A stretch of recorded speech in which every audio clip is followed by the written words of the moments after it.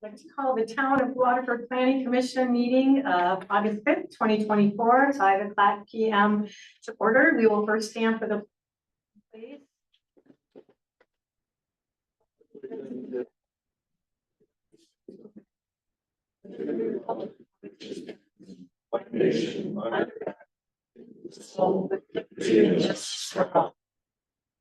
Thank you.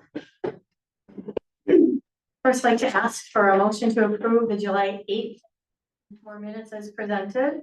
So moved. Second. Okay, first and second, any discussion? All in favor? Aye. Opposed? None.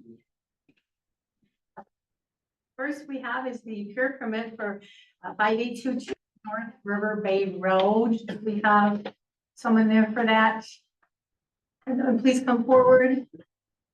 I know, state your name and address, please, for the record. Good evening. Hi, Wayne Jensen and Sarah Jensen, 5822 North River Bay Road in. So we have your application here, and I also do see you do have a note from your. Question, Mr. Jensen, so Mr. Horn, who's given you his approval, Yep. is he on the 5-foot setback side or the 12-foot setback? He's on the side? 5 He's on the to the 5-foot north. side? Yep, grant one. Yep. Gotcha, thank you. Thank you. Any input from the other neighbors at all? Nothing in writing, but Dave knows we're doing it. He's fine with it. Neighbors will know this. Yeah. Any more questions for him? Can I have a motion? I'll move to approve. Second. First and a second, any discussion? Okay, all in favor? Aye. Opposed?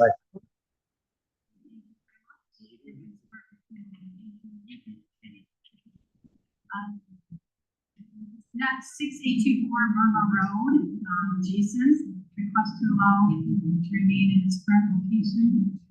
Good evening, how are you? Good. Name and address.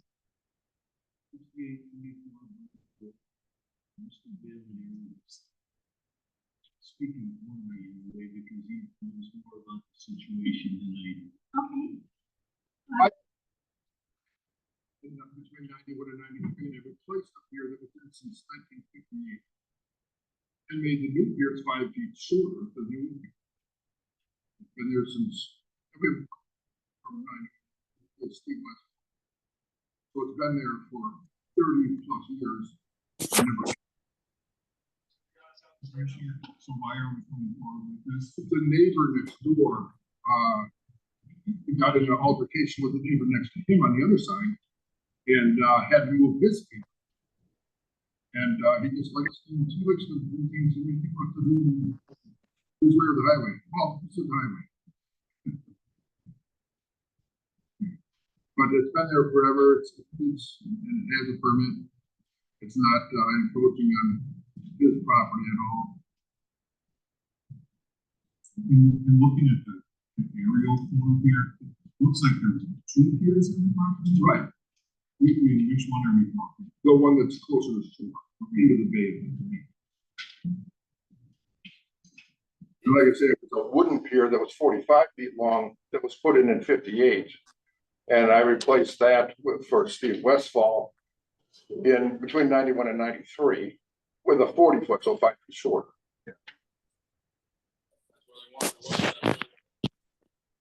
Any other questions? I got a question. Yes. Are you just asking the board to sort of give you a comfort word? Just in other words, No, we have a permit for it, and it's what are been you asking the board to do? the neighbors complaining about it. We're fine with what we have now, the neighbors complaining. What I'm trying to say is, you're not asking the board to take any action. No, They're just asking for it to remain in its location. Right. We don't give comfort orders, we really nothing to. In other words, we're not taking action against. But you take no action. Do we know if the neighbor has filed any kind of formal complaint or objection on this matter? Mr. Meyer has been in our. So I just have one question. It sounds like, because the neighbor has had to move their pier they're requesting that you move your part. That's correct. And so, again, trying to build off what you just said, I mean, I don't think there's an issue from our standpoint, as long as, you know, you're within the requirements, what's required by us. Right. But I do appreciate you notifying us and making sure that, you know, we're aware of the situation. So we only notified you because he complained about it. Yeah, sure. No, I understand. So it just really sounds like at this point, this is between you and the neighbor and however you want to resolve the situation. Well, he thought this was his way of resolving it. I understand that. So, There could come a time when he does file a complaint with the time you have a hearing, but this isn't the time yet. yeah, no, I understand. So I guess I would hope that, I mean, you have to, guess if you want to accommodate his wishes or not. He hasn't come to us at all. He came to the town. So it isn't clear to me. We do have something in the ordinance. Oh, so somebody, Yeah, someone wants to, okay. Did you want to come up? yeah, so we were under the impression that that was not. Oh, wait 1 minute, please. If you talk, please come up to the front, so there's not, we need to keep order.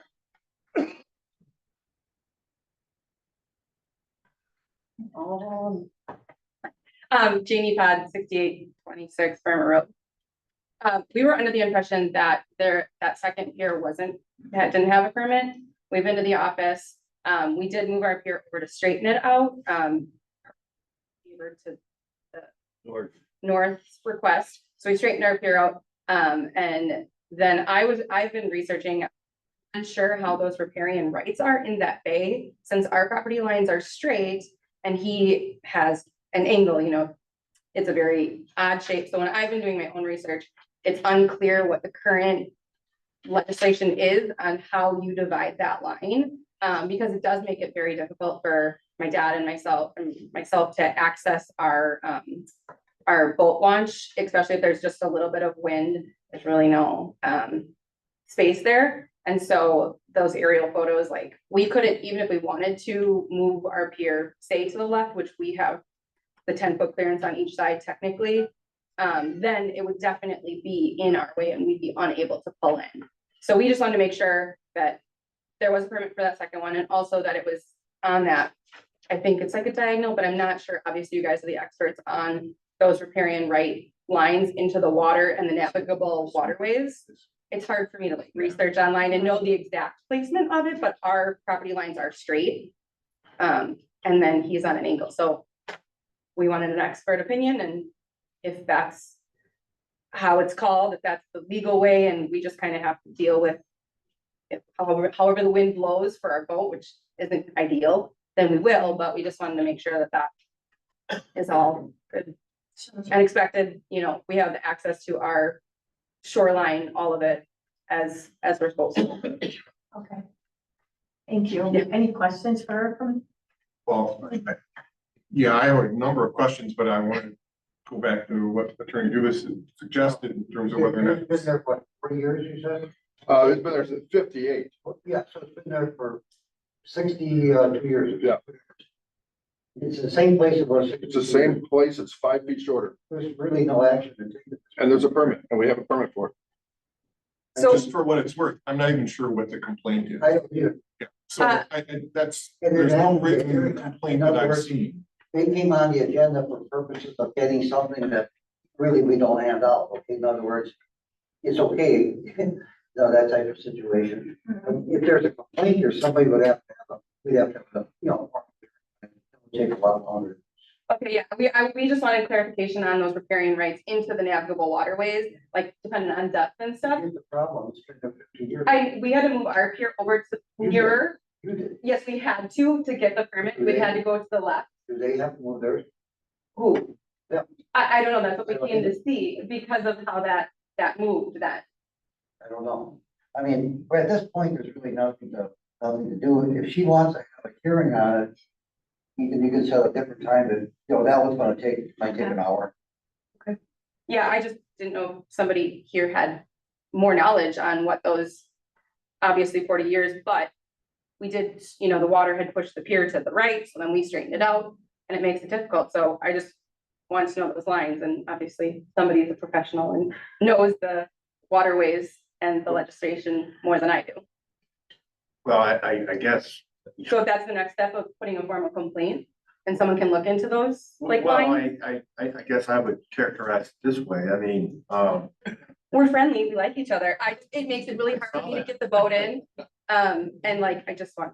well, I think, Whatever. And so if that's the next step, to make a formal complaint, if he doesn't want to move it for me, then. well, I think at the end of the day, you know, everybody wants to be able to access their property. Right. Everybody wants to be able to utilize their piers, right? Yeah. And so, you know, complaint is kind of a hard term here in this situation and, you know, I guess I picked up on what you said that, you know, kind of given the way the wind is, it can be kind of tight to get in.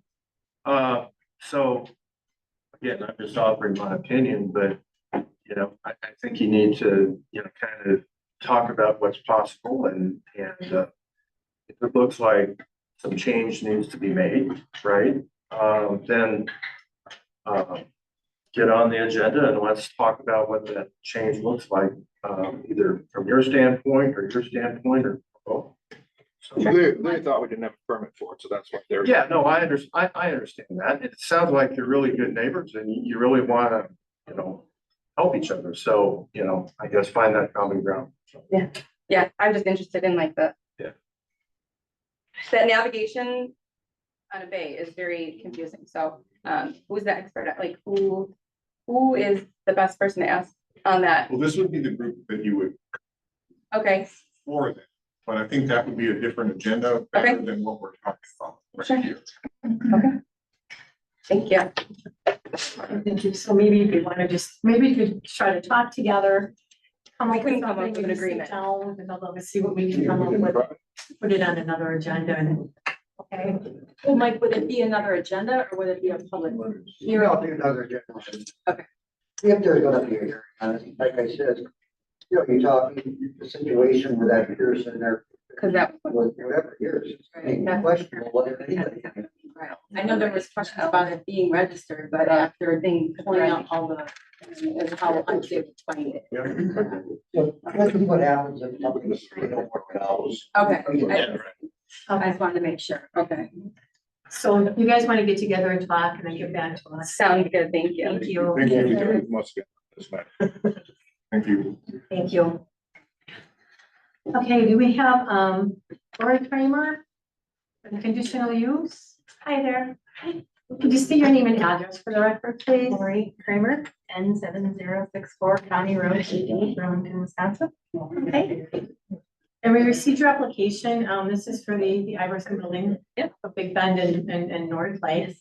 And you want to tell us just a little bit about what you're looking at doing? I'm a massage therapist and there's gonna be another massage therapist, a lady, who does Reiki, which is energy. I know there's gonna be 3 different people operating out of there, I understand. Yes. And it's gonna be, different times or at the same time? It's kind of hard to follow the. Yep. So I'm gonna be there Monday through Saturday and then, Tim will be there just on, Thursdays and Saturdays. And then Jess will just, whenever she has appointments in between, because they're gonna be sharing a room. So technically, on Thursdays, be 2 people, maybe on Saturdays, 2 people. Thank you. Oh, thank you. You wrote it up very nicely.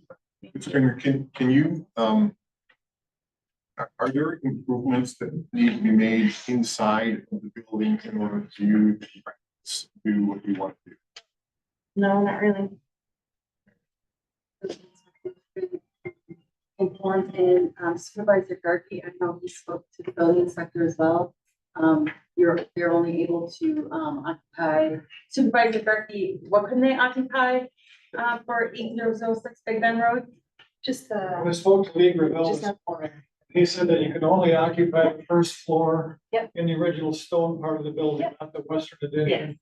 Can't use the second floor at all, even for We don't, storage. no, we So don't. that's the understanding you. Yeah. Okay, thank you. We just That's need what the 2 rooms. Do we know if those other areas of the building will be accessible? That I do not. I cannot, we can't get upstairs and the garage is separate. Well, it's connected, but. Do you plan to establish signage outside the building in terms of the nature of your business? Yeah. Do you need permitting for that? All the signage requirements? I was told to wait by King County Okay. until after I get a yes or no. Just a question around the map that you provided and where your customers are going to be parking. Is the intent that they'll drive around the backside of the Yeah. north side of the building to access that? Yeah. That customer parking? Yeah. Okay. And Tina, my last question, do we have copies of all the professional licenses for these folks who are going to be practicing there?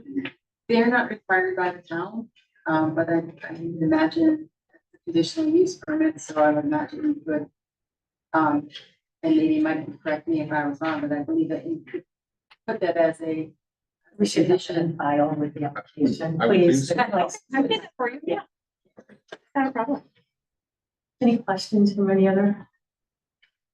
This might have been in there. When do you plan to open? In September.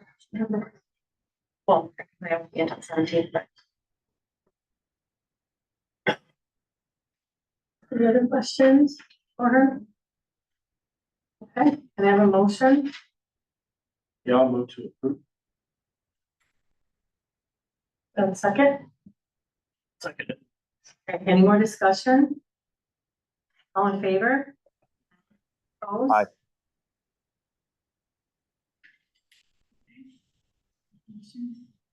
Passed. Both those board members get free massages and. Hey, if they want, yes. Thank you. Thank you. If you can get a copy of those licenses. Yeah. So just give it to Tina? Yeah, you just. Thank you. Next up, we have the CO sound for Clackwitter on State Road 83. Anyone here for that, please? State your name and address for the record, please. Clackwitter, 7724 State Road 83. And we've got your application here as well. Any questions from anybody?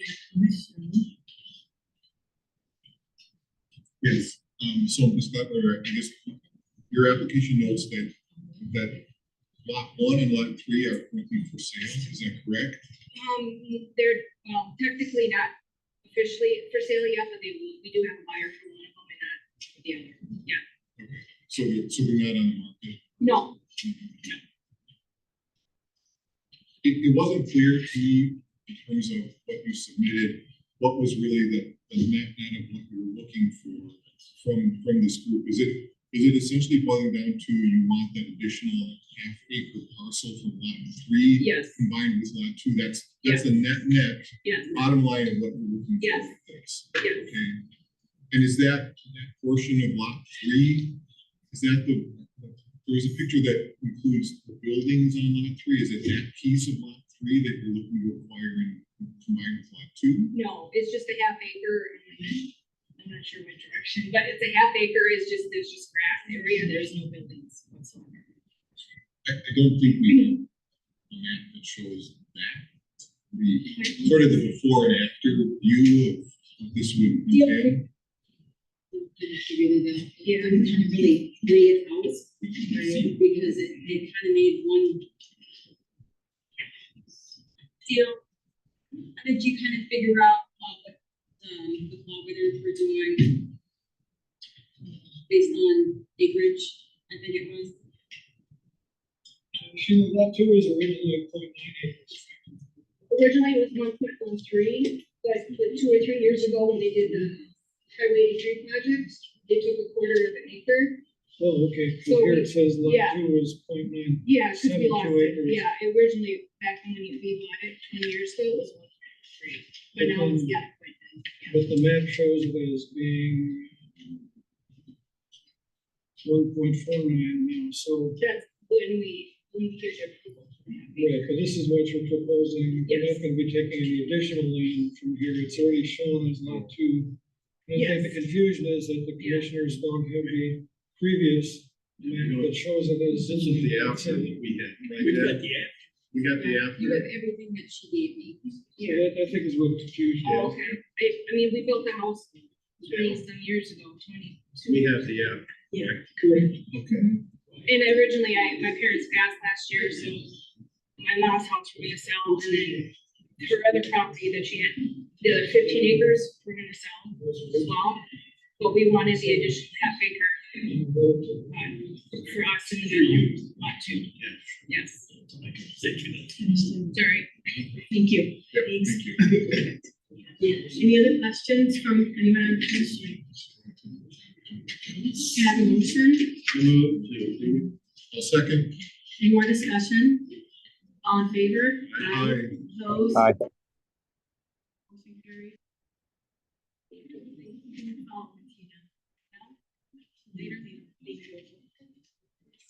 Next up, town level variance on 28508 Ray Drive, request to exceed current limit of 3 dogs due to fostering. Somebody here for that? Yes.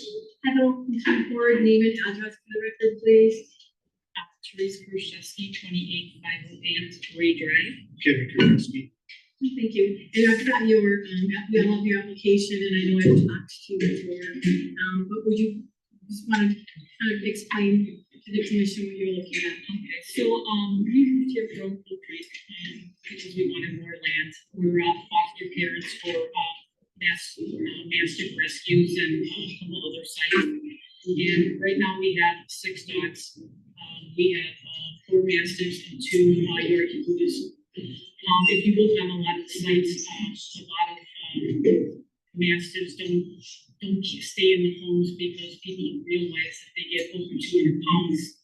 And then people can't handle the size of them or, are able to keep them in their homes. So we found these sites years ago and our hearts went out to these large dogs. Normally they only live about 8 years, and that's pretty much their life expectancy.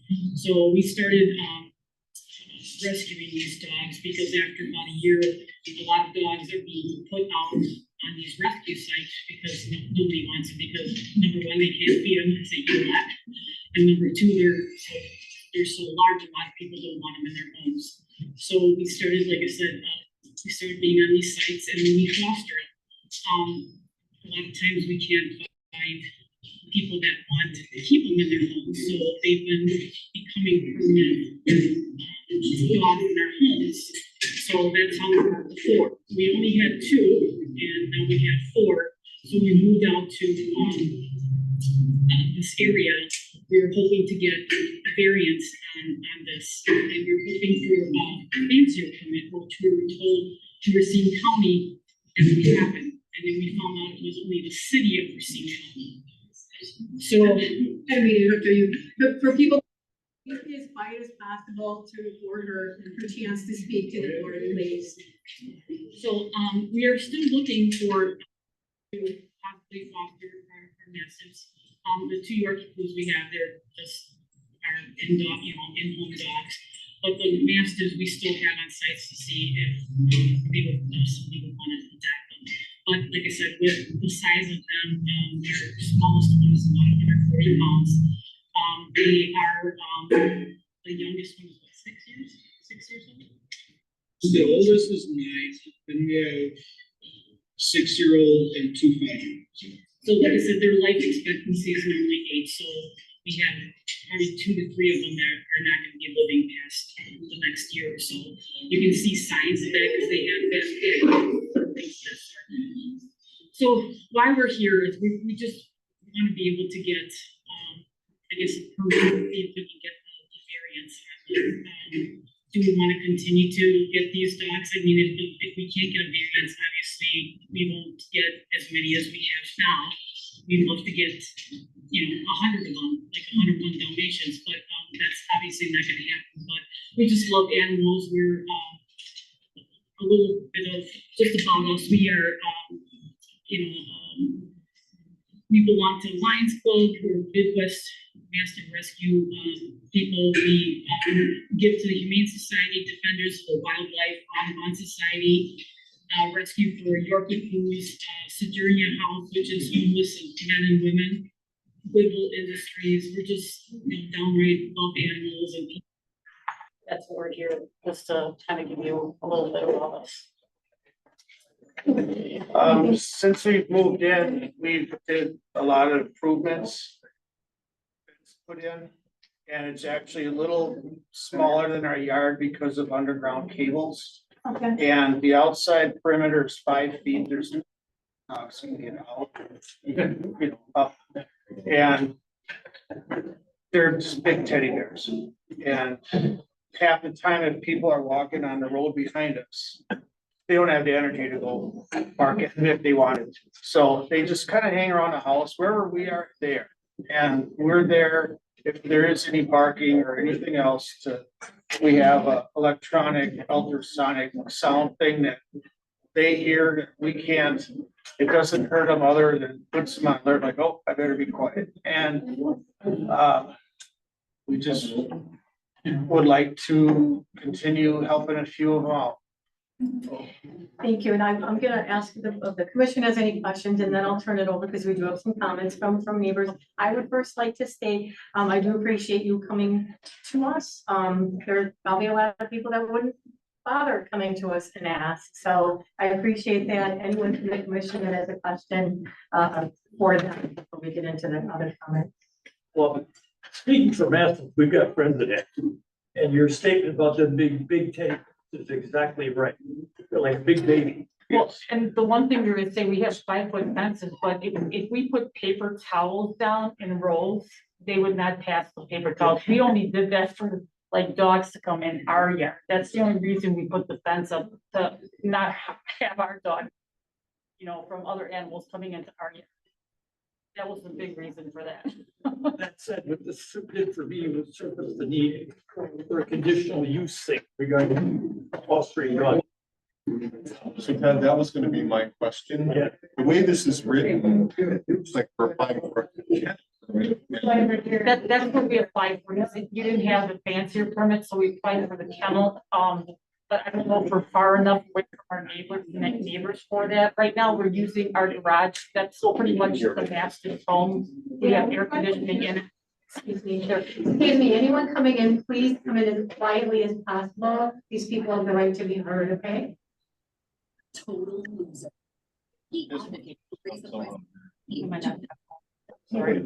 Oh, I'm sorry. They're talking. Okay, yeah. So, right now we have our entire garage is the Mastiff's home. We have air conditioning in there, and we have, orthopedic mattresses in there, like dog mattresses in there. It's actually their, we call it their college dorm. They're all females. So we just say that's their place. We leave our cars out on the driveway. So, we're talking about building something, but we just wanted to know, you know, what we needed to do at this point, as far as getting a permit or. It wasn't clear in what you guys shared. How long have you lived here and using this property? We closed on the house a week and we moved in a week later. Of last year. I've got just a couple of questions. My first question, what's your, appreciated sharing your vision. What's your timeline on this? Well, we would like to continue, but, like I said, it depending on if we're gonna be able to get a permit or not, we would like to continue to do this. As these dogs pass. Like to get more, Replace them. but it's something that we can. No, I Get a variance on. understand that. And the reason why I'm asking the question is, you know, as was previously stated, we don't have a permit for that. And it's difficult to grant conditional use permit because none of us really are aware required regarding a kennel permit. And so I think in order for this group to make an important decision, we'd first need to better understand what a kennel permit would require you to do and how that would impact the community, how that would protect the welfare of the animals. And I mean, no disrespect. No, I'm no, not no. suggesting that you're not. No, I understand. To the contrary, but you know, those are the things that we have to look at. We have to think about you, we have to think about the animals, we have to think about the community. So I think that's why I asked in terms of the timeline, if it would be possible for you to come back perhaps and share with us more information about the kennel permit and what that requires in terms of limitation on number of dogs, et cetera. So. Yeah. So we would have to form one, basically. Well, my other question would be then, Max, building off of what you just said, is are we really being asked for a variance to the town ordinance limit on the number of dogs that can be in a residential property? Is that what we're being asked here? What my impression is, yeah. Okay, Yeah, that's what we're hoping for. I think the variance on this would be like for the fancier permit. I know you don't have one. Is there a way that you guys, is there a way that we can create one? That's kind of what I'm getting at here, and I'm not trying to slow you down. No. But, you know, I think number one, I mean, whether it's a kennel for fostering or it's a, you know, kennel for other purposes, I mean, permit is the permit, and we just need to understand that. Yes.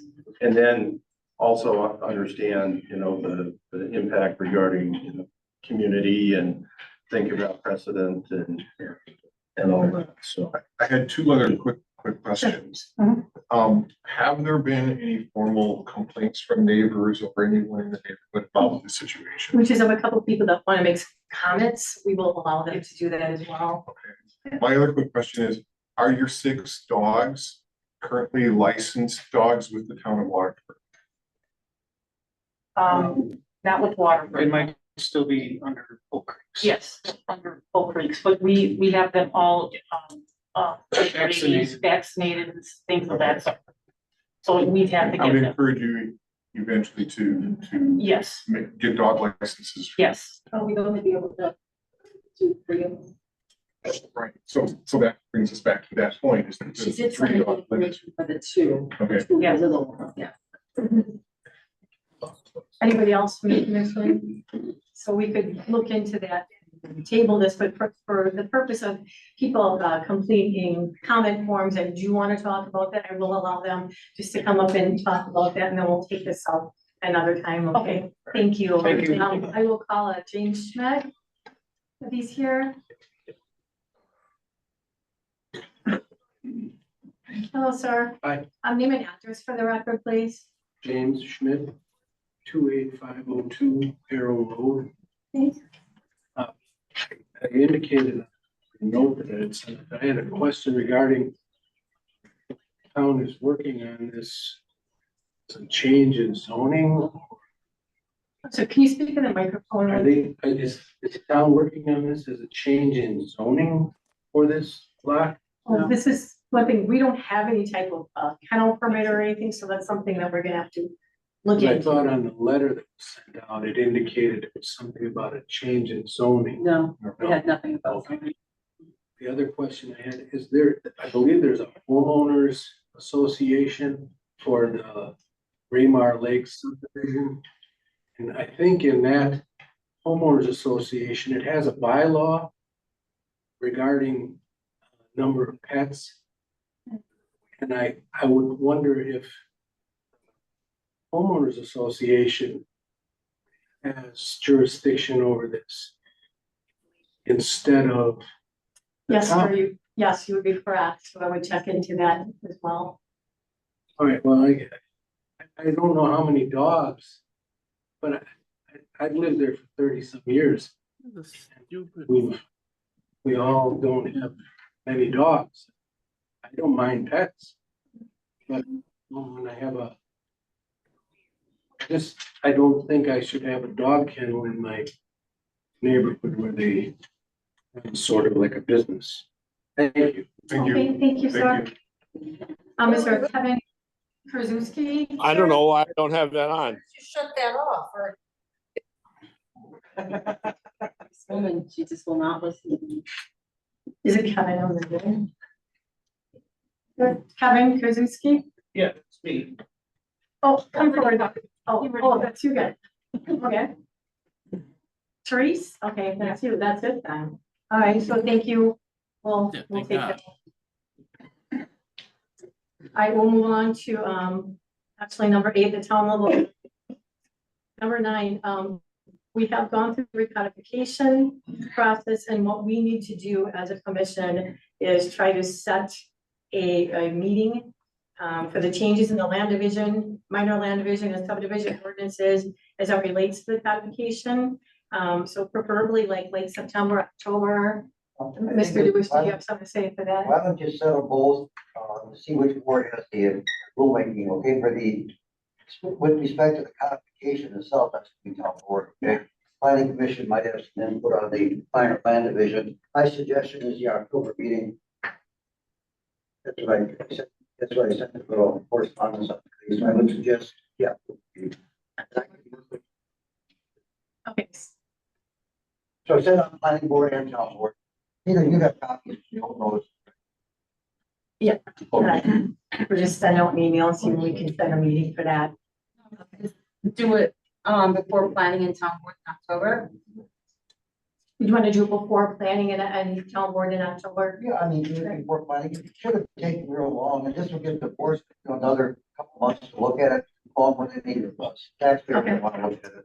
You know, we have time to file with the town hall, right? Mm-hmm. Anybody wants to look at it. Never, nobody gets. Okay, Not this week. so do we want to set something for 4 p.m. meeting? Yes. Okay.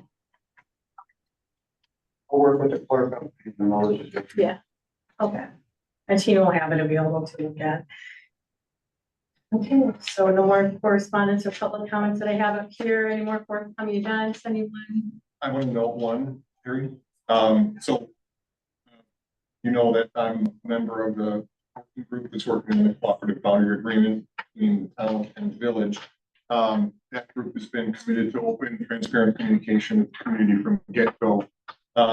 One of the next things that we want to do is, now that we've drafted the cooperative boundary plan and the potential village growth map associated with that cooperative boundary plan, there are a number of town owners that could potentially be impacted by that village growth map over the coming 50-year term of that boundary plan. We intend to have a meeting exclusively with those affected town landowners scheduled for September 4th at 6 p.m. here in town hall, to further give them an opportunity to ask us questions, get their questions answered, get information about what the cooperative boundary plan is and what the potential impact would be to them. So September 4th, 6 p.m. September 4th, 6 p.m. Hear that, Scott? Thank you, Tom. Yep. Thank you. All right, can I have a motion to adjourn, please? So moved. Second, all in favor? Aye. Aye. 42, thank you, guys.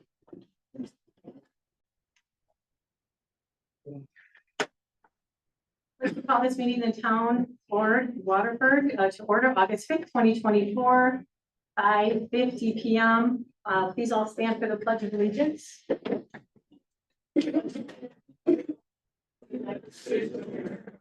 And to the republic, one nation, indivisible, with Thank you. Before we get started on tonight's business, I would like to ask, please, for any members of the Racine County Sheriff's Department, any members of the Waterford Police Department that helped in the recovery efforts of Karen Wandery, members of the Michigan Volunteer Fire Company, and anyone here from Waterford Fire, if you could try to kind of come forward here and stand up so everyone can see you and appreciate. I just really would like to extend a huge appreciation from town board, from everyone in town. There are a lot of other municipalities, a lot of other people involved, but I'd like to, at our town board meeting, give you guys, Carrie and Spiegel up here too, the appreciation. Things like it turned out to be a wonderful ending. And if not for the hard work of everyone here, that would have never happened. I was there at the command center a few times. I saw what was going on. I saw you guys working your butts off. I saw the stuff that happens. I saw the dedication, and thank you.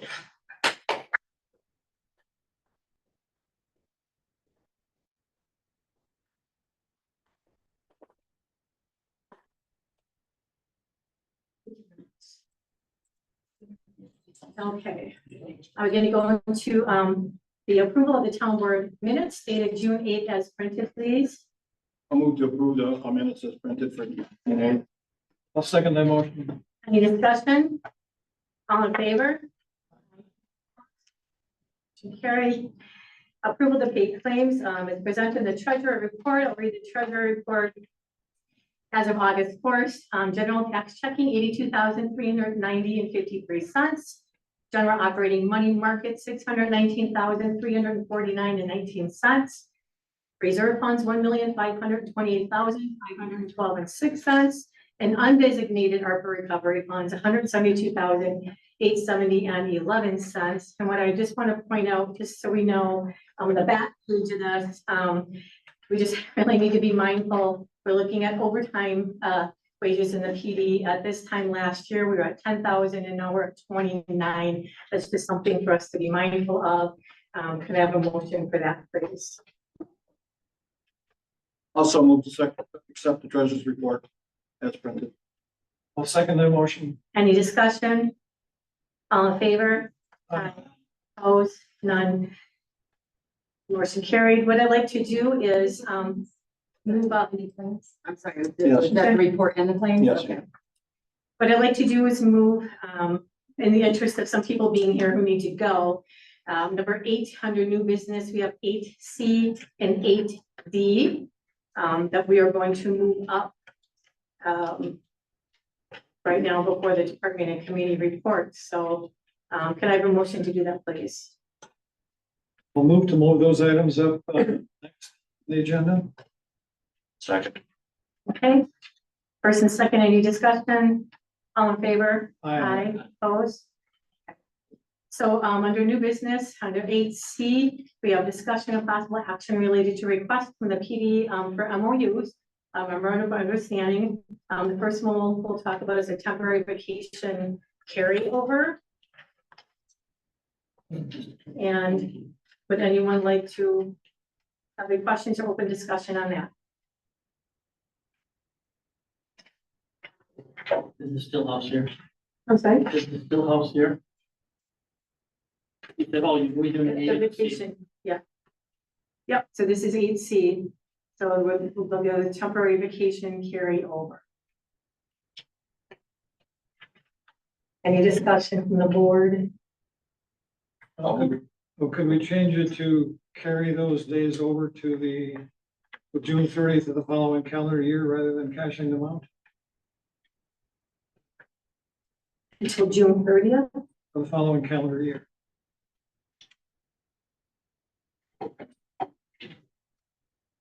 Any discussion about that? Like it's going over well.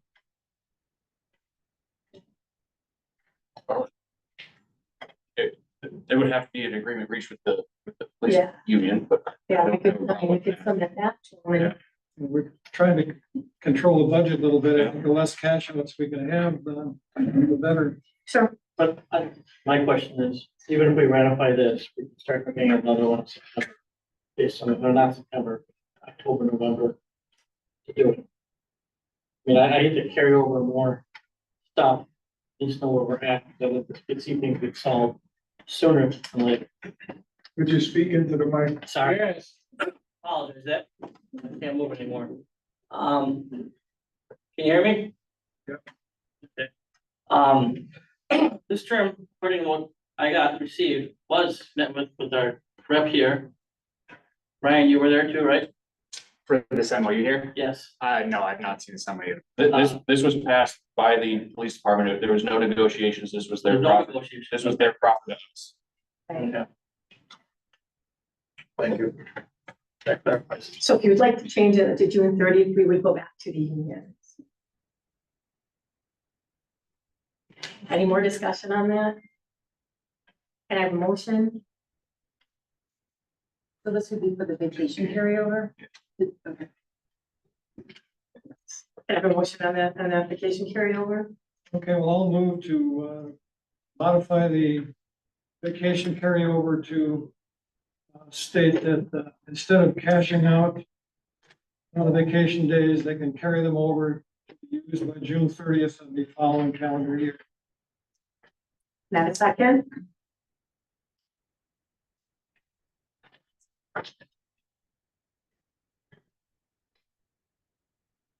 Going down in flames. I'll second. Okay, first and second, any more discussion?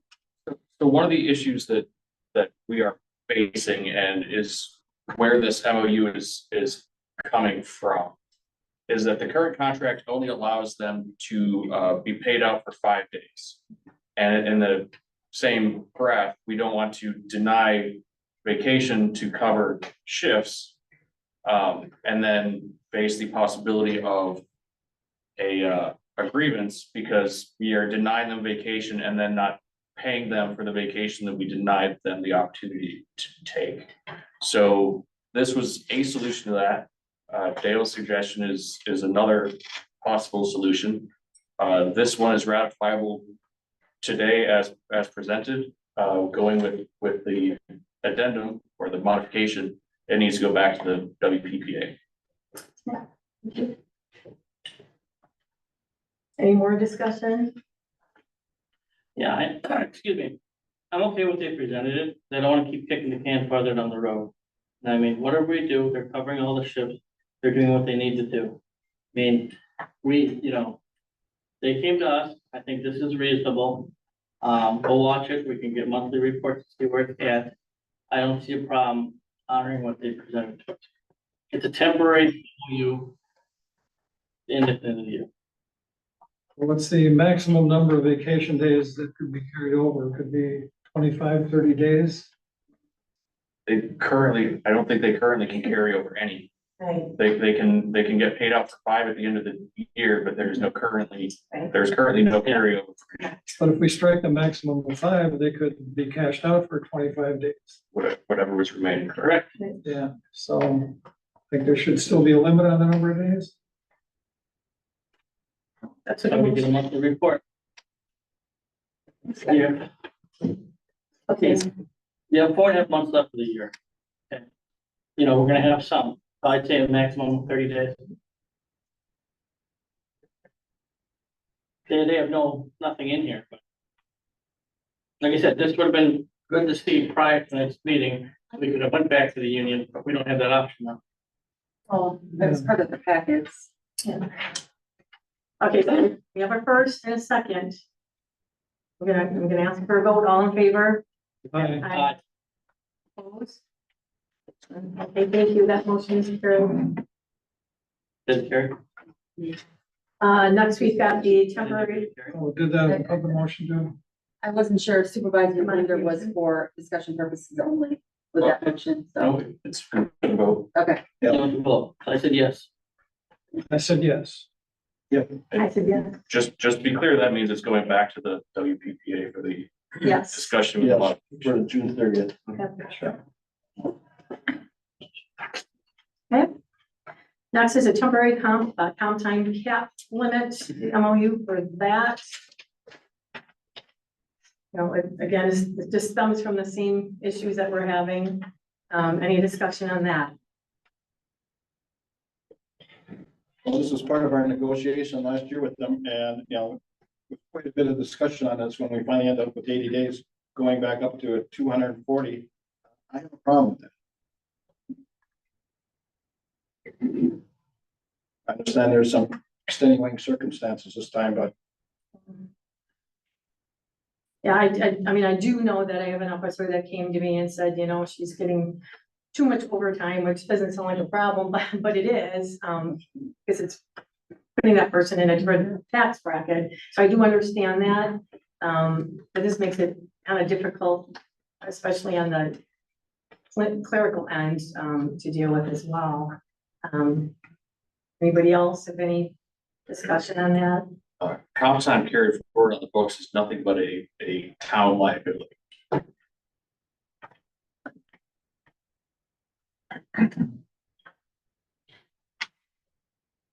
Any more discussion? Can I have a motion?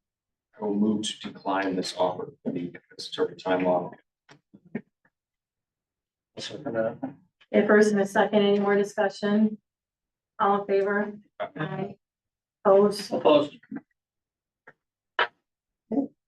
Motion carried.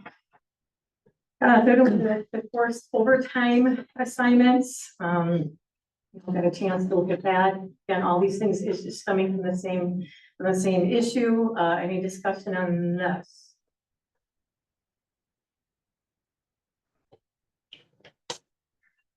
So this one came about, because the current process of assigning or mandating coverage for open shifts is the most junior person is forced in. That resulted in 1 week of the same officer being forced in 3 days in a row, which is untenable from a whole variety of angles. And so this is their offer on how to prevent that from happening. I think the substance of it is good. It provides the opportunity to share the pain of forced overtime. I don't, however, believe that it needs to be a contractual issue. I think we can do this under management rights. And then when a new chief does come in, he's not hamstrung by this contractual language. He can implement a plan that is suitable to him at that time. I would agree.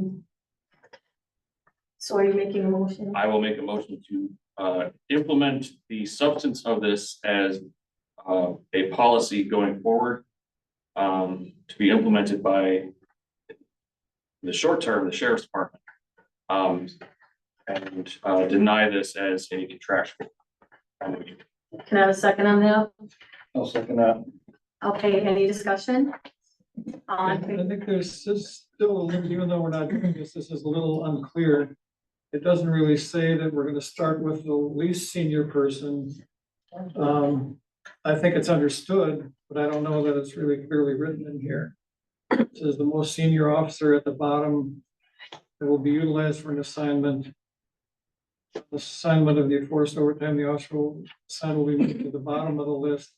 It doesn't really say we start at the top of the list with the least senior. Again, that may be understood, but it's not clearly stated in here, but I'm sure that the lieutenant will implement it from that. Okay. Any more discussion? All in favor? Aye. Opposed? Opposed. Okay, motion carried. 8D, ratification of agreement with the sheriff's office, entered in for purposes of obtaining supervision of the police department. And Attorney Heidi, would you like to talk about, this is something that we already have in place, we're just ratifying. Yeah, absolutely. I don't have a microphone, so I'll just talk loud. My name's Attorney Ryan Hyden. I'm the town's labor and employment attorney. And for the board's purposes and also the crowds, this agreement here ultimately is one that was passed, I believe, about 2 months ago by the board already. So really the purpose of bringing this forward here tonight is there's been some confusion. Can't hear. There's been some confusion within the department as it relates to what the purpose of the Racine County Sheriff's Office is. And the purpose, which was intended to be made clear by the June or May action of the board, was they are here to supervise the PD during the ongoing vacancies that are happening at the higher levels of the PD. That is the sole purpose of why they're here. So tonight in the MOU, one clarification is that they are here, in fact, to supervise. That's one piece. The second is to make clear that this is in fact a temporary arrangement and this is not an ongoing permanent piece that the town is looking to implement.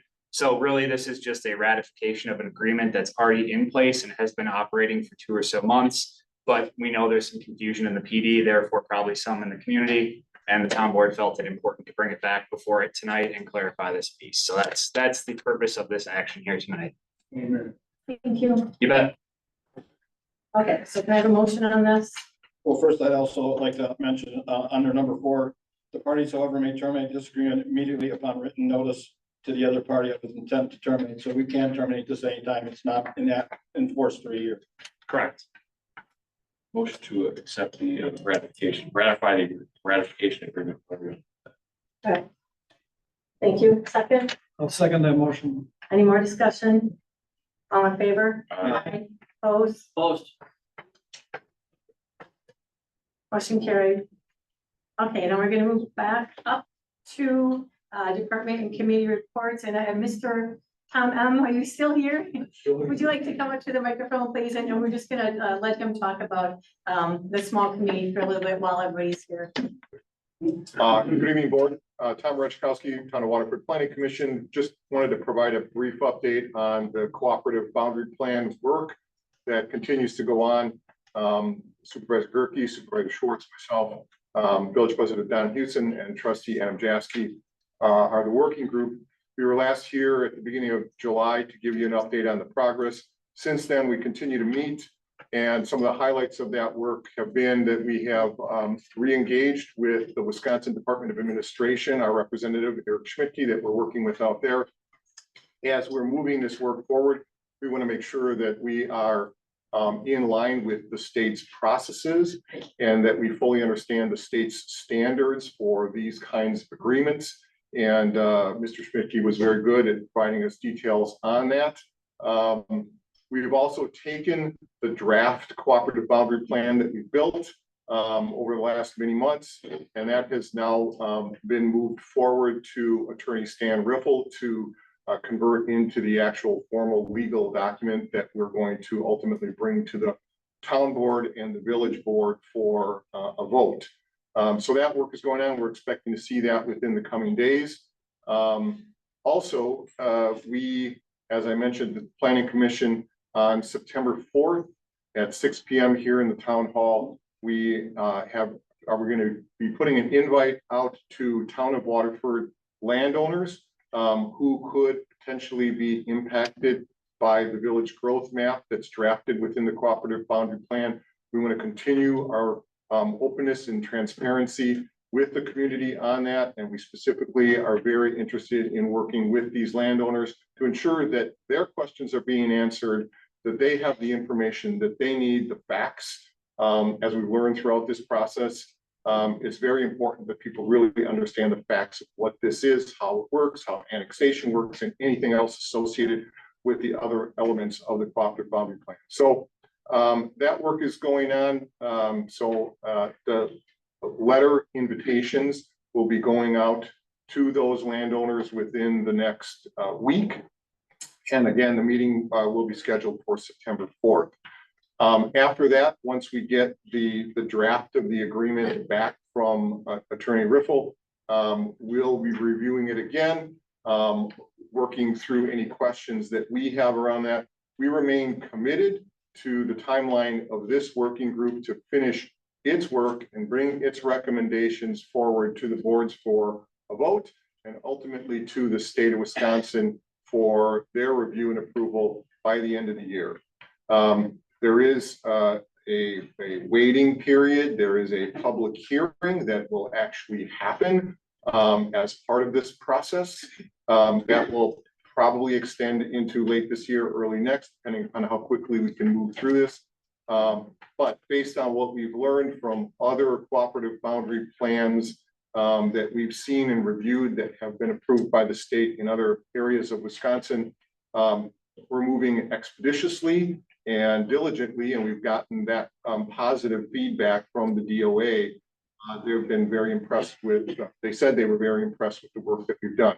We shared with them links to the 2 public listing sessions that we've already held with the community on this work. We provided them with the presentation slides from those meetings, and he was very complimentary of the progress that has been made as part of it. So any questions that you have for myself, Doug and Dale? You covered it very well, Tom. Good job. I've been in touch with all 3 of you, and I just want to say again, when I appointed you guys, I did the right thing. Thank you for all your efforts, for all your time, and for keeping us, in the know of what's happening. So thank you. Great, thank you. Thanks for the time. Next up, Mr. Wara, you still back there? Racine County Supervisor report. Good evening. Good evening, Madam Chair, members of the board, and certainly all of the neighbors that wanted to come out and hear about the Waterway District report tonight. First and foremost, from the county update, I'm wearing multiple hats tonight. I'm also going to do the WWMD, and then I'm also here as a resident tonight. So starting with the county, what I just wanted to share is that, and again, most of this information has been put out, but Obviously, Tom Kramer, the current chair of the Racine County Board, appointed Tom Roanhouse to the interim executive director position as a result of the passing of Jonathan Delagrave. And that will be, valid through the end of this year. There will be a special election in the county on December the 19th for the election of an executive director, which that individual, the winner, will then fulfill the term that Jonathan had or was elected to initially. At this point, there will not be a replacement until the end of the year for that district, District 18, which is somewhat of the village of Waterford and a couple of parts of Rochester. I have offered up my support certainly to the village and or Rochester as it relates to making sure we've got proper coverage more from a communication standpoint than anything else. So we're going to make sure that we've got that properly taken care of. Last month, I reported that the county plan for capital expenditures was presented. Everybody had a chance to see it, review it. The board did pass that plan roughly 2 weeks ago.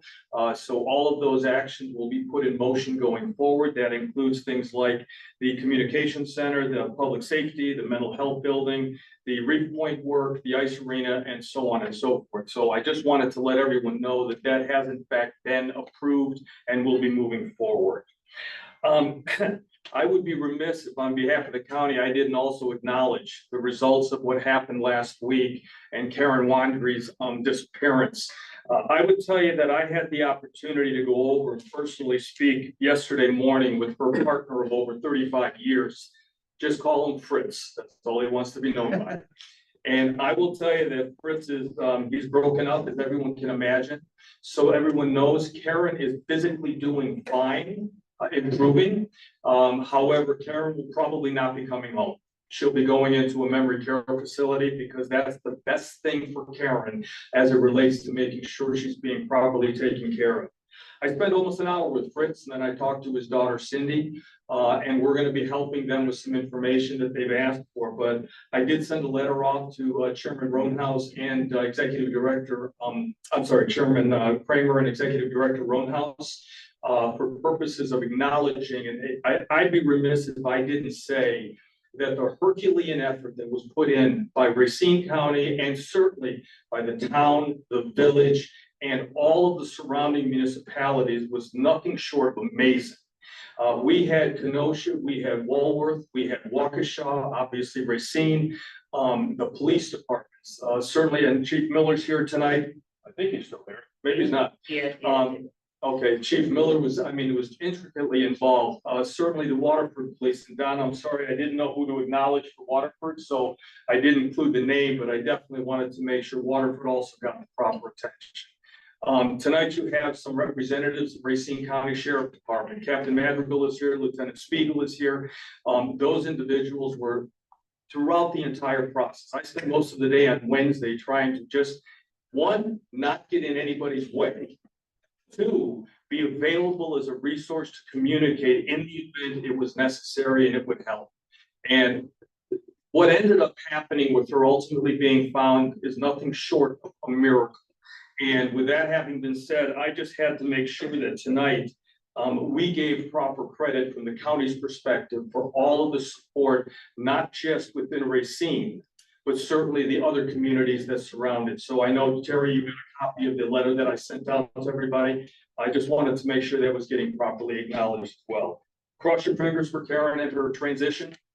Fritz, cross your fingers for Fritz. All right, he's going to have to be going through a lot as well right now, but we will keep in touch with them and make sure that if there's anything more we can do to help them out, we will. So with that having been said, that pretty much covers my county report.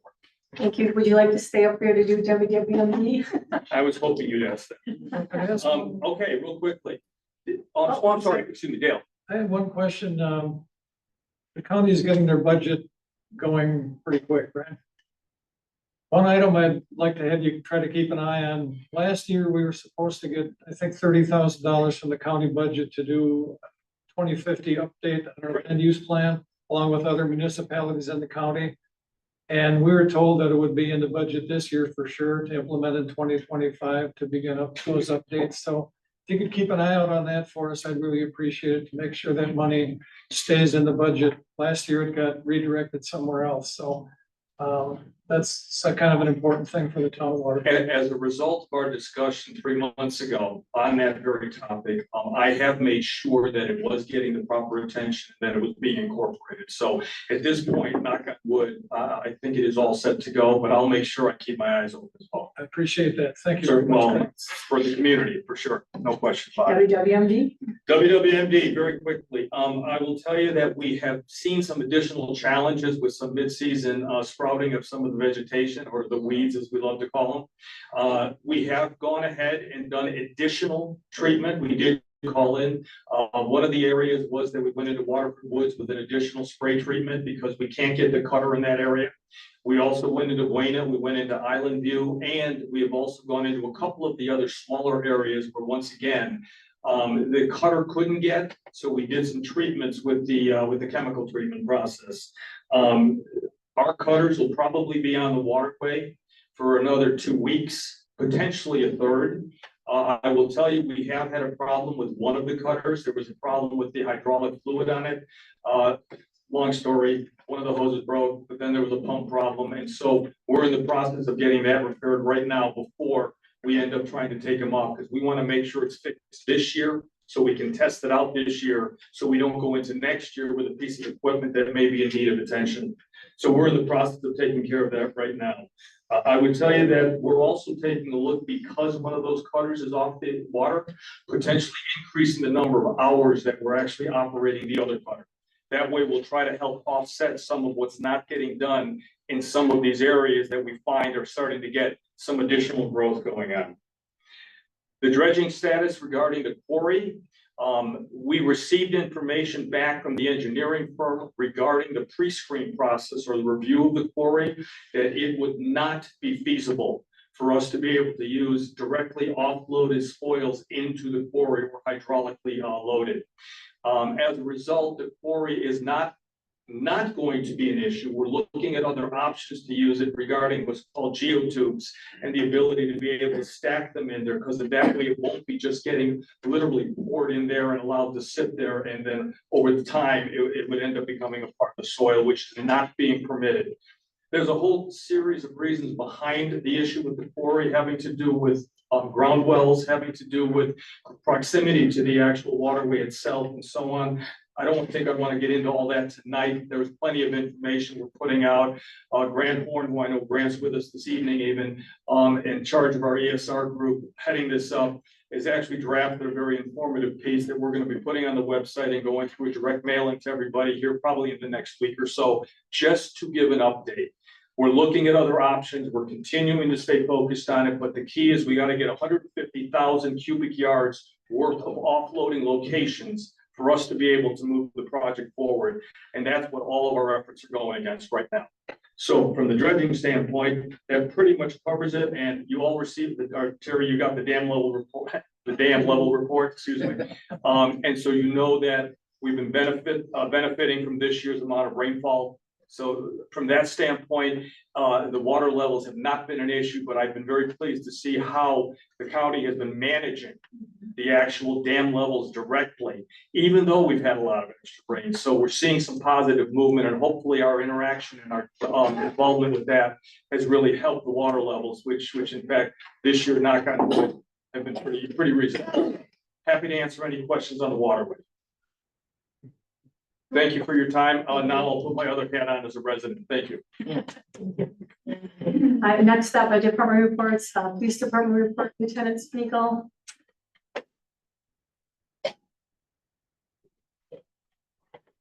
Lieutenant Spiegel, I think there was a question if this is on this town or town and buildings.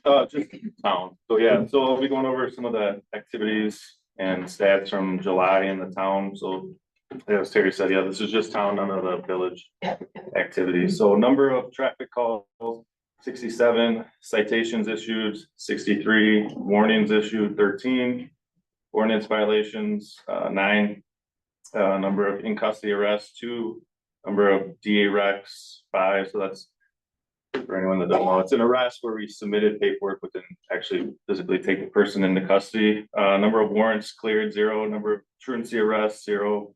Extra attentions or crime preventions, 205, business or building checks, 25. Welfare checks, 4. Rescue runs or medical runs, 13. Parking violations, 0. Parking permissions granted, 4. Calls where we assisted other jurisdictions, 19. And then total number of calls, which include all of those, 470. Thank you for the information. And I just want to ask for myself, because I know a couple of months ago, we were talking about maybe suspending the traffic grant for a while because of staffing issues. And we held on to that. Can you tell us about that? How many slots we have and if we filled those or how that's going? Yeah, for the month, for July, so we offered up a total of 16 spots over the course of 4 days. So for the potential for 4 officers each one of those days. We were able to fill 3 spots. However, in order to count for a grant where we can actually put officers on the road, we have to have at least 2 officers working a deployment by state grant staff standards. One of those people had to be rescinded because we didn't have a partner for them. So we only filled 1 day, which was 2 spots. So 2 spots out of the 16 total. 2 out of 16. Correct. Thank you. And then I just one more question for July. Do we have any open boat shifts or village shifts that were not filled? Yes. Yeah, yes, I don't have the exact number, but it's. And so the open village, I'm just curious because I did have a talk with President Houston. Is that because that patrol officer was sick or something or? Yeah, some of that was the officer, if the officer took a comp day or vacation day, we haven't traditionally backfilled the village. That's the way it was handled internally with the contract with the village. So some of those days weren't filled or backfilled when the officer would take off. For boats, sometimes shifts can get rescinded due to weather, things like that. And then also we ran into some of I won't call them issues, but people were backfilling patrol spots in the town by rescinding boat shifts or comping off in other areas. That happened occasionally as well. So there was some that went unfilled. Yeah. Nothing in the town in July that went unfilled. Everything was filled for town patrol shift. Okay, I appreciate that. I do see President Houston is here. I know that we did talk and we do understand that if that patrol officer for the village is unable to work, we don't necessarily have to backfill that, but you would like us to fulfill our contract with you and make sure that we're not purposely taking off the village to fill town shifts. Am I correct? Thank you. Chair. Thank you, Lieutenant Spiegel. I just want to say one thing. I just want to make sure that it's clear what Lieutenant Spiegel said. Yeah. When an officer is working in the village of Waterford, they are taking accumulated time off to go work overtime in a different spot. Okay, I want to make sure that's clear as to what's going on. And we put a stop to that and I appreciate that. Okay. Thank you. Thank you. Thank you, Lieutenant Spiegel. Okay, next up, Michigan Fire. Oh, yeah, I'm sorry. Yes, Attorney Heiding, did you just want to give a little bit of information just because it's about the police department? I know I've had some questions about what's going on in the investigations and all that, and I thought maybe you'd be willing to share. So again, I'll speak very loudly. I can't get into the substance, as you guys know, as to what's going on in the investigation out of respect for the due process rights of those who are subject to it. But we are nearing what we believe is the end of it, and we think we'll have completion here in August yet with the report to follow shortly thereafter. And so that's the status of it, is that we do think we're making some headway. Again, I can't get into the substantive aspects of it, but from the timing aspect, we are making good progress. So just wanted to provide that update. I appreciate that. Thank you. I just wanted to give an update on that. Thank you very much. Okay, Michigan Fire, see Bill Miller left. Is everyone? Yes. Chandler? So I'd like to thank all the departments that came out. If nobody got to see it, there's a system we all use. It's called the Mavis system. We had departments from the state line as far as Belgium, Alpat, Lake Geneva, that all came in to help us with this. So this couldn't have been done without that, the help of the police department, sheriff's department. we all worked very well together. But we had, just a rough idea, we had over 50 different fire departments come into our area to help with this. So a lot of this wouldn't have been possible without all that extra manpower. It was hot, it was exhausting, but we had the best outcome we could have asked for. For July, we had 5 fire runs, 11 EMS calls, 1 Mavis fire call, and 2 Mavis EMS calls was our July numbers. So, Any questions for Michigan Fire? Again, I want to thank you again for your role. Again, I was there, I talked to Bill, he was very hot and very uncomfortable. And I really appreciate, I would want to do that. I don't know if anybody here wasn't sitting up front would want to do that. All of you, Racine County Sheriff, Waterford PD that was there, all of you guys, thank you so much, and thank you so much for everything that you do every day. Do we happen to have anybody from Waterford Fire? still have a question. So the last time I was in the meeting, we had talked about the boat motor. And you're gonna see if it qualified for ARPA or not. I wasn't here last month due to having a new one, but did we make headway on that? Did it qualify for ARPA? Were you guys gonna take it a capital spending? Did it get approved? Kind of where are we at with that? Yeah, no, last time when we were talking about the boat motors and there was a motion that was carried that in order to fund that, they would want our names on the titles of the things that we were supposed to have their names on the titles previously. It looks like from after talking to Chief Miller, that's something that he's not interested in, so there's gonna have to be further discussions. But didn't you and Chief Miller have a conversation about possibly paying for the radios instead? Yeah, we were looking at, I know that there's a radio, the radios that left over that I believe was already paid by you. No, that 18,000 is what we owe. That's what we have to pay. Yeah. And that's so- something that, we'll talk. Racine County, right? Yes, sir. But that, we gotta get that in sooner rather than later. And that's So something we can put on next month's agenda and discuss, but there's gotta be discussions that, listen, this goes back to, the town purchasing equipment, but the town's name not on the title. We're trying to remedy that situation. And that's something that we're just gonna have to discuss. I know last time we were here, we talked about getting a meeting together with you and Doug and myself and Bill. I haven't heard anything. Can I'm we sorry, before I we've leave? been a little bit busy, but yeah, we will get that. Slowly, I understand that, but can we, maybe before we leave tonight, can the 3 of us maybe meet and see if we get a couple dates figured out? We'll set something in the next couple of weeks. Okay. Thank you. Okay, Waterford Fire. Call them, tell them we needed their numbers. Board of Health, it's me. Summer fairs, of course, we did the Racine County fairs, but we're done with. Anything else, state fair, whatever, Summerfest. There's just a real big push to anyone handling animals at the fairs. Make sure you're washing your hands.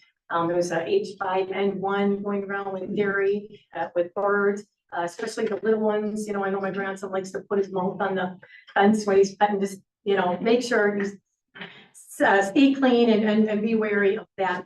There's also a recall on those pouched applesauces that I don't know the little ones eat. So maybe look those up and make sure that you're not using the ones that have been recalled. And again, with school coming around the corner, they talk about the immunizations and childhood immunizations, making sure they're up to date on those for this school year. So we'll turn it over to Park with Kenny. Parks, all the board members. For the park, just very well, we cut the grass today, as a matter of fact. The concrete bases for the basketball hoops are in, the asphalt's done, or at least the patch around it is done, and that'll be scrubbed and seal coated this week. And I can call the striping company and stripe the basketball court, and so it should be along. What else for the park? Oh, that's about all I have for the park. Moving on to roads. Well, I can get ready for the March event at the end of the month. So that's something. Clean sweep, August 17th, 8 to 12. Same place, Burlington City Public Works on Pine Street. Start 3rd year. A lot of people that actually use it. Attended heavily by town residents. That's the flight time, your TVs, your. Bring all your chairs to City Burlington's this week. It's a uniform effort with all the municipalities in Racine County. I don't know how many are in there, quite a few. And everybody brings it there. You drive in, you have to get out of the vehicle, take it out. And you're on your way. It's real fast, smooth. They got it down. Their system is great. What are the hours, Ken? Pardon me? What are the hours? 8 to noon. 8 to noon, okay. Did you want to explain the, ARPA or the, agriculture road improvement program? Deal, or you want me to do that? Why don't you do that, please? Okay, well, we applied for the grant for Nolan. Extensive grant. First, we did not get it this first round. They have a pool of $252 million. They gave out 50 million this first round. But they said the second round would be due, we gotta have it in by September for this fall. So I don't know how many rounds you're doing, but it could be 4 rounds, thinking maybe 5, I don't know. I didn't get an answer on that yet, but we're still gonna try again. Yeah, keep applying. That's a 90% too. Yeah, can't beat that. That would be huge, yes. Moving on to Ghetto Park Road engineering, well, it's gonna take a while. Our goal is this fall to finish that. That's plausible for this fall, but we're gonna try. They have the mapping complete, the boring's done. They started to get some sketching down on how they're gonna get the sidewalks, pedestrian pathways uniformly set down that whole road. Once that's done, we have another joint meeting and the engineers, village and town, and come up with a plan to have it ready. I have a quick question. I've been getting phone calls. Are the sidewalks gonna go all the way down Woodland Park Road? Main jump, from side to side. We don't know yet. We don't know yet. How the hills go. So if residents call and ask if the sidewalk, It's gonna be the whole way, it's just a main jump from side to side. Okay. Kind of on availability. Okay. Will there be a preliminary, sketch? Yeah. Mhm. I don't think it might be a map form for the first one, so everybody can see it. So I'm looking forward to that. I Pretty excited. Yeah, I would like, residents, as we get stuff for Woodland Park Road, if you're, interested in it, keep checking back at our website, sign up for emails. It's probably the quickest and easiest way to get updates. We get what we maybe just bring it, we can put it on the agenda. Yeah. Show everybody. That works. Just That keep works. looking. Sounds great. Yep. Yeah, that is a big grant. That's $1,361,000 grant. And they're gonna give us $953,000. So still in shortfall, 400K. It's huge, huge. Just wanted to let everybody know on those numbers. Town line update. We did receive confirmation from the DNR for the wetland permit to do the ditching through there. They had to resubmit it again for the time lapse. So we got a verbal, we're just waiting for the email for confirmation. Then we can move forward to get finish the ditch work. And we're gonna be way under in the budget. When I say way under, it's hard to say yet, well, numbers up there yet, but we're gonna be under at least 100,000. Great. So, Better than the other way. better than the other way, yes. Do you want me to talk about this year's program, Dale? Which program? The Miller and Hidden Harbor? Yeah, just briefly, yeah. Well, you all know we're gonna do Miller Road, Hidden Harbor, total of 237.5. And then projected engineering, gravel,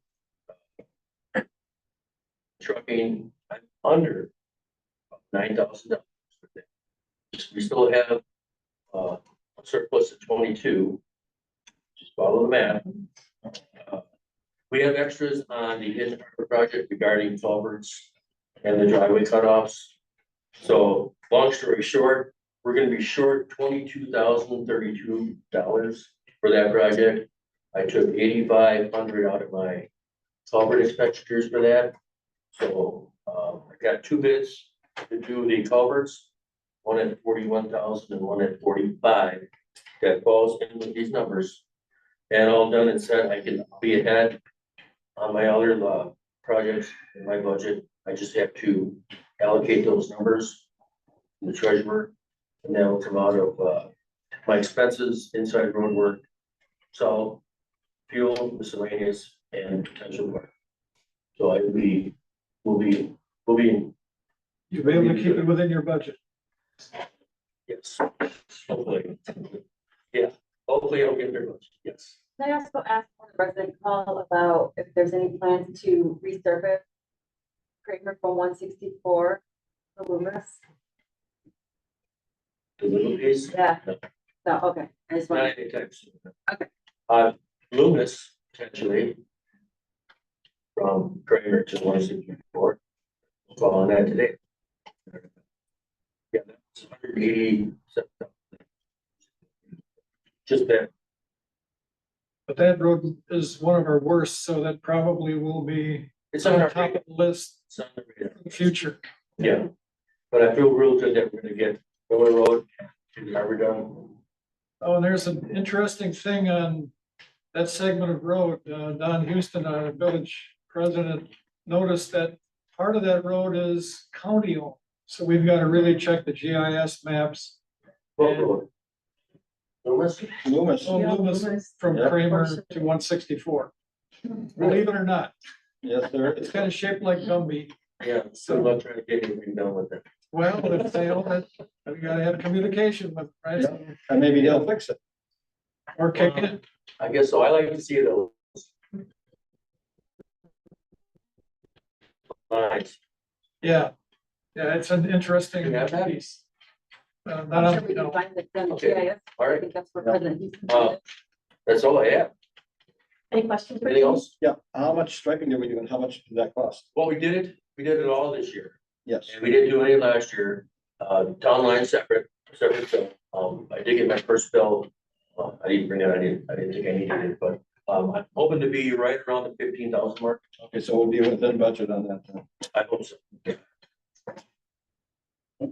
Thanks, Kate. Okay, good report. Thank you, Ken. Thank you. All right, town planning, Tim? We had a couple fair permits, conditional use site plan review. Iverson, owner Lori Kramer, applicant 88-006 Big Bend Road. Was discussed, passed by the board. I'll make a motion that the board passes with the recommendation of the planning commission. Second. The first and second, any more discussion? All in favor? Hi, Opposed? Next item was the CSM by Cloud Winter, 7724 State Road 83, that was discussed by the board. And they agreed with what they were looking to do. Combining, taking a portion of lot 3, combining with lot 2, and that passed. I'll make a recommendation to town board that we, based on the planning commission's recommendation, that we pass that too. I'll second that. First and second, any discussion? All in favor? yeah, Oh, sorry. Mrs. Cliwitter said, she would need to talk to Tina about where they go next. If they need to go with a full-blown CSM and signatures and all that, so can they call you in the morning to clarify, or do you have any? Well, if Words of CSM wisdom? was the route she went, so.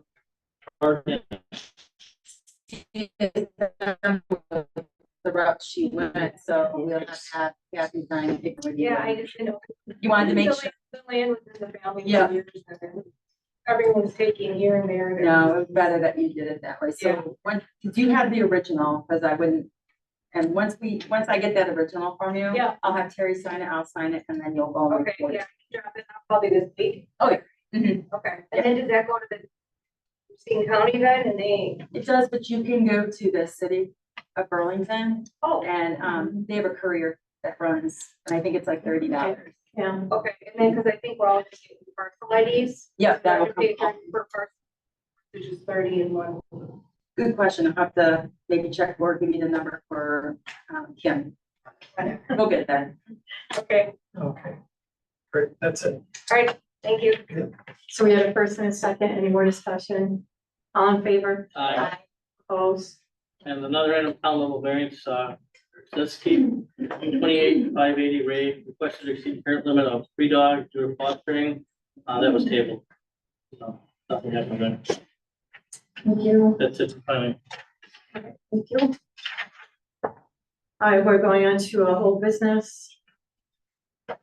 Discussion of possible action, police department staffing. A couple months ago, obviously with everything that's going on, it's come to our attention that we ran into a lot of staffing issues. I at that time had asked for authorization to get another deputy in here to fill in shifts if we needed.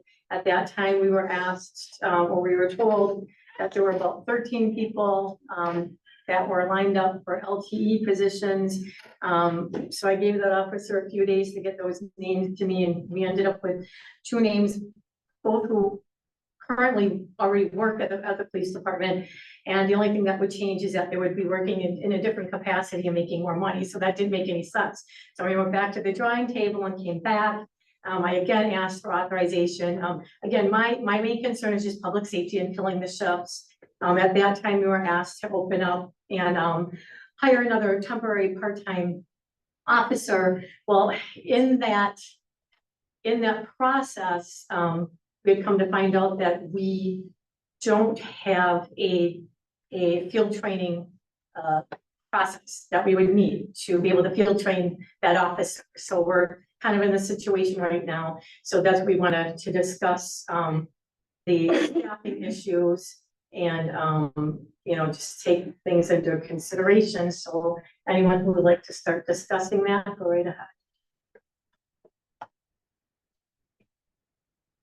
What was the last thing you mentioned? I'm sorry? What was the last thing you mentioned? The last thing was the opening up the LTO program. Right. So in the review of going down the hiring process, we looked at the hiring, the onboarding, and the training as all part of the process of bringing on a new officer, whether it be full-time or part-time. And realized that the department does not have this field training program in place. And in light of that, decided that, and we can bring this before the board as a motion if everybody would like it that way. That without a training program in place to train a new officer, it doesn't make sense to hire a new officer. So I will make the motion to suspend hiring, other than hiring a chief, until such time as we have a training program in place to train that new officer. And then I would second that motion. Any discussion? Yeah, I'd like to do discussion. I'd like to defer our officers that are here. We have Loudon here. I think we have our old police chief here. I'd like to ask if he's going to mention or talk anything like that. It's my understanding we have, I've been on the board several years and we've trained officers and stuff like that. So any statement or? Yeah, I'm asking for it.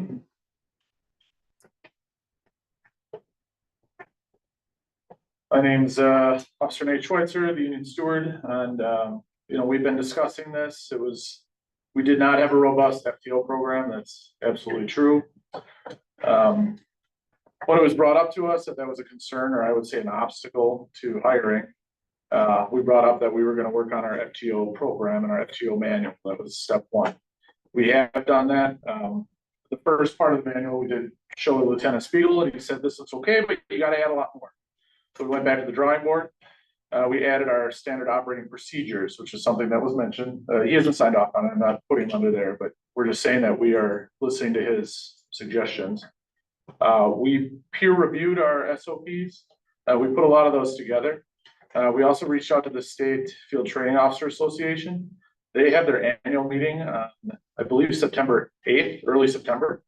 They agreed to review our manual at their conference to give it back to us, either say, this looks good, we would add this, we wouldn't do that. Again, there's no state mandate and there's no state curriculum. So we are just kind of giving it to them in their professional opinion to give us feedback or approve it. It was also mentioned that we didn't have enough field training officers. We have 1 full-time field training officer and we have 2 part-time field training officers. If we hire 1 person, it's usually 1 officer assigned, but those 2 part-timers would also give us the variety to assign them to other shifts to kind of spread it around. And again, a lot of field training programs as well just assign them with senior officers. The least senior officer here is 16 years. So we have a really good group of senior officers that can help train in addition to or supplement, I should say, the FTO. But in addition to that, there's a training at Waukesha County Tech for field officer training in September as well. 2 of us have put in to go to that. So that would give us 3 full-time officers that are FTO trained and 2 part-time officers. So that would be quite a bit. So the moral of the story is, we of course want you to review the FTO manual as well. We want everyone to sign off on it, the attorney, whoever needs to, because that was mentioned. Whoever needs to sign off on it, that's fine. We're trying to troubleshoot the issue when it was brought up to us. We've been diligently working to make sure that we can hire, because I can speak for the union. Hiring is our number one concern. We want to fill our vacant shifts. We have been filling our vacant shifts. We haven't had shifts gone unfilled. I know that's brought up all the time. The town of Waterford, the town shifts, we have not been below minimum staffing in any of our shifts. All of our shifts are filled. When you get into boat, yes, sometimes we move people off non-primary shifts. The grants, we're working on filling grants. But at the end of the day, we're covering all of our shifts. We just want the assistance of having a little more staffing. And I just want to let you know that we're working towards that. So hopefully by the end of September, we'll have the FTO manual ready. We'll have more FTO officers trained. We'll be ready to go. And we would propose that to start a hiring process, you post it for about a month. So even if we would post this position or this vacancy in a week, and you keep it open for a month, and then you do a hiring process, something like that, you don't get to the FTO phase until probably 2 months from now. Or, you wouldn't offer someone a job until probably October at this point. So we're hoping to have our FTO manual and FTO officers trained by mid-September. So we'll be ready to go for hiring in October. That's what we're trying to do on our end. Of course, everything's up to you. It's entirely up to you what you guys do. But on our end, that's what we're trying to get done. We're trying to make sure that all the boxes are checked and you guys are agreeable to everything we have. And beyond having everything approved and more officers and have it approved by the state, we don't know what more we can do, but if you guys want us to do more, we will. So just let us know and we'll get it done. Because we want to work with you guys to make sure we continue to serve the town and that we have the officers to do so. Any questions for me? How many hours is the class at Waukesha? I believe it was 3 days. It was a Monday, Tuesday, Wednesday, if I'm not. There's quite a few FTO programs. That was just one of the soonest and one of the closest geographically for us. Any continuing education then after that? For FTO, you can go, there's nothing required. Okay. Again, FTOs aren't even required to teach it, so it's all kind of an extra thing. But of course, you want to have FTO officers. And I think there's an annual conference. Like I said, the state conference is going to review it. I think that's where most of the FTOs get their continued education. Any other questions about what we're doing, I guess, with the FTO? I think it's good. All right, thank you very much. I don't know if anyone else wanted to comment. Thank you for the initiative of putting it together. You guys are doing a lot. We're trying to do a lot too. We're just trying to, everyone's trying to do a lot, and move forward. Okay, so as far as, the staffing, I mean, I know we've had some different ideas. Dale, did you want to talk about anything that you were, as far as staffing? Well, I think maybe it would be a good idea if we could get some information from dispatch as to number of calls per shift or per day. Is it possible to find out when the greatest activity is in the town of Waterford? What time, what shift? Yeah, Like how many calls per shift that you're getting? yeah, per shift, on a weekly, monthly basis. Is that something that can be graphed out, or is it something that would be a heavy lift? No, we can do that. I mean, it's gonna be based off the calls that the officers are assigned and then breaking it down by the days, the shift. I could just tell you, like, if you want specific stats, obviously we can provide it, but just by knowing, policing the bulk of your activities can be second shift, late second shift, weekends, what I mean? Third shift is gonna be your lowest call volume. It's gonna go second shift's your highest call volume, first shift's your second, third shift's your lowest call volume. Apparently, the bulk of your call volume is gonna be anywhere from like 4 PM to midnight. Kind of the peak hours, everyone being out, calls for service. That's what I'm getting at. I've heard many times that the village doesn't fill vacant shifts. That they have a contract with the sheriff's department that I believe is a $38,000 a year contract, which is about a third of the position. So the village must only fill like third shift a third of the time. Third shift on certain days. They do, yeah, they do, the contract, I used to be the third shift lieutenant, so I know, like, it was, 12 hours a week, essentially, it came out to roughly like 56 hours a month, is what we did for on third shift for the village. So I wonder, can we learn from our neighboring municipalities to figure out a way to still have coverage when needed, but maybe not fill every shift? Maybe try to gain some savings. We're already $20,000 in the hole for this year, as was presented earlier in the meeting. Are you under a contract right now with the village? No, the village is under contracts with us for That's what I first and mean, second sorry. shift. But they contract with the sheriff's department Or for third? partial third shift coverage. So I'm just wondering if maybe we want to have a meeting as a board to try to brainstorm other ways to try to keep our spending within the budget during this difficult time we're in here. If you're suggesting that we, the sheriff's office, take a look at fulfilling those positions for the village, is that what you're saying? No, I'm just quite the Maybe. opposite. I'm just saying maybe the town could take a lesson from the village and maybe not always fill every vacant, like a Sunday night third shift versus a Friday or Saturday when, you know, the bars are closing and there's probably lots of activity. Just trying to figure out how we can cut back on the, you know, the amount of money that we're spending, maybe by not filling every shift. I think Just if an the idea. village has contracted with you guys to cover No, we're those. talking about the town. Yeah, we're talking about the town. Nothing to do with the village. I'm just Okay. using the village, using the village as an example. Okay. So, Um, so maybe this warrants just a special meeting to talk about how to handle the staffing, and because we do have staffing issues. It's not a surprise. Might say all the shifts are covered, but not all the shifts that we're supposed to be covering are covered. We have big time budget issues, and maybe we need to go forward and have a discussion and have a meeting of what that would look like, how we can staff, what we're doing going forward. We still have the unknowns out there.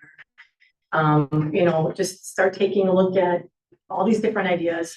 And maybe that's a discussion for a special meeting another time. So did you make a motion?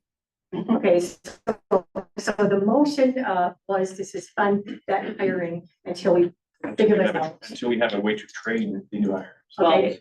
Before we make a vote, on it, quite clear, they presented a way to us, our police department.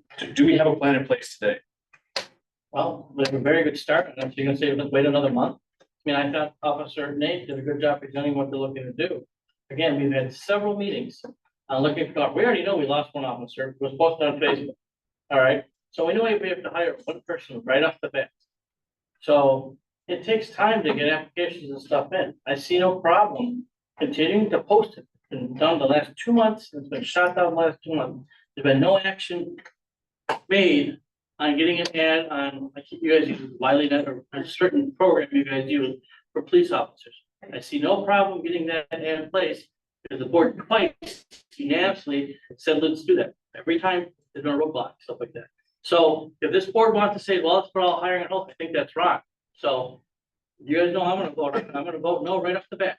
Right, and Tim, the reason that we have roadblocks, the first time we were told that we had 13 people lined up for LTE positions.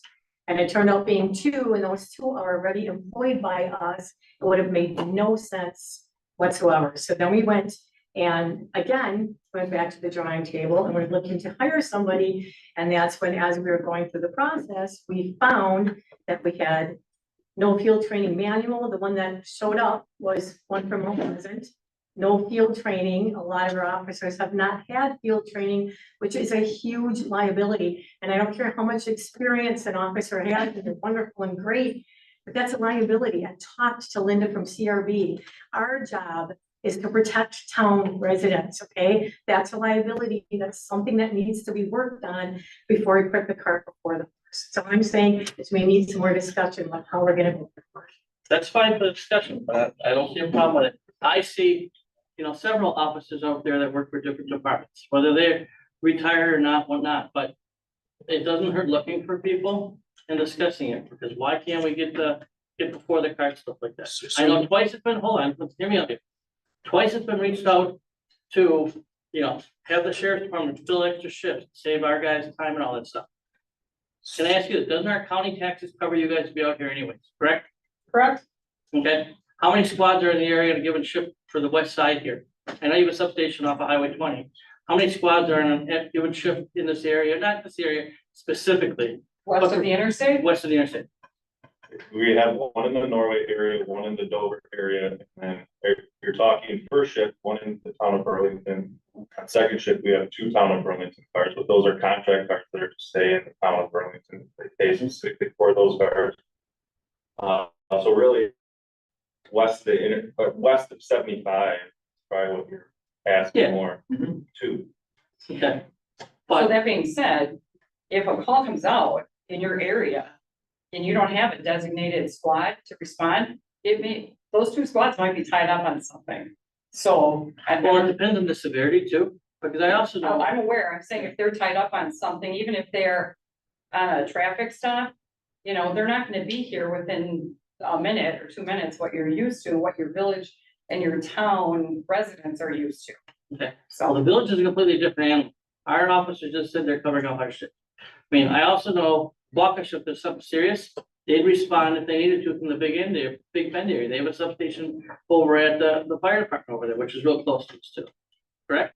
Well, I'm aware as to where it is, but those are It's just very like the high. Davis thing, yes. I'm saying worst case scenario. Worst case We scenario, have coverage on this area. Yes. Just like with the call over the weekend, everyone came. Yeah, But just depends on the type of coverage that you. I think what we'd be discussing is a non-priority call. Like that's not in progress, let's say. Obviously, it's a priority to that resident, right? But when it calls to stacking a call or sending someone, if there's not a town officer on at that time in the sheriff's office, would have to backfill those calls. If they're on a more pressing priority call, that call would have to stack and wait potentially Get there, yes. for an hour or 2, depending on what else we have going on.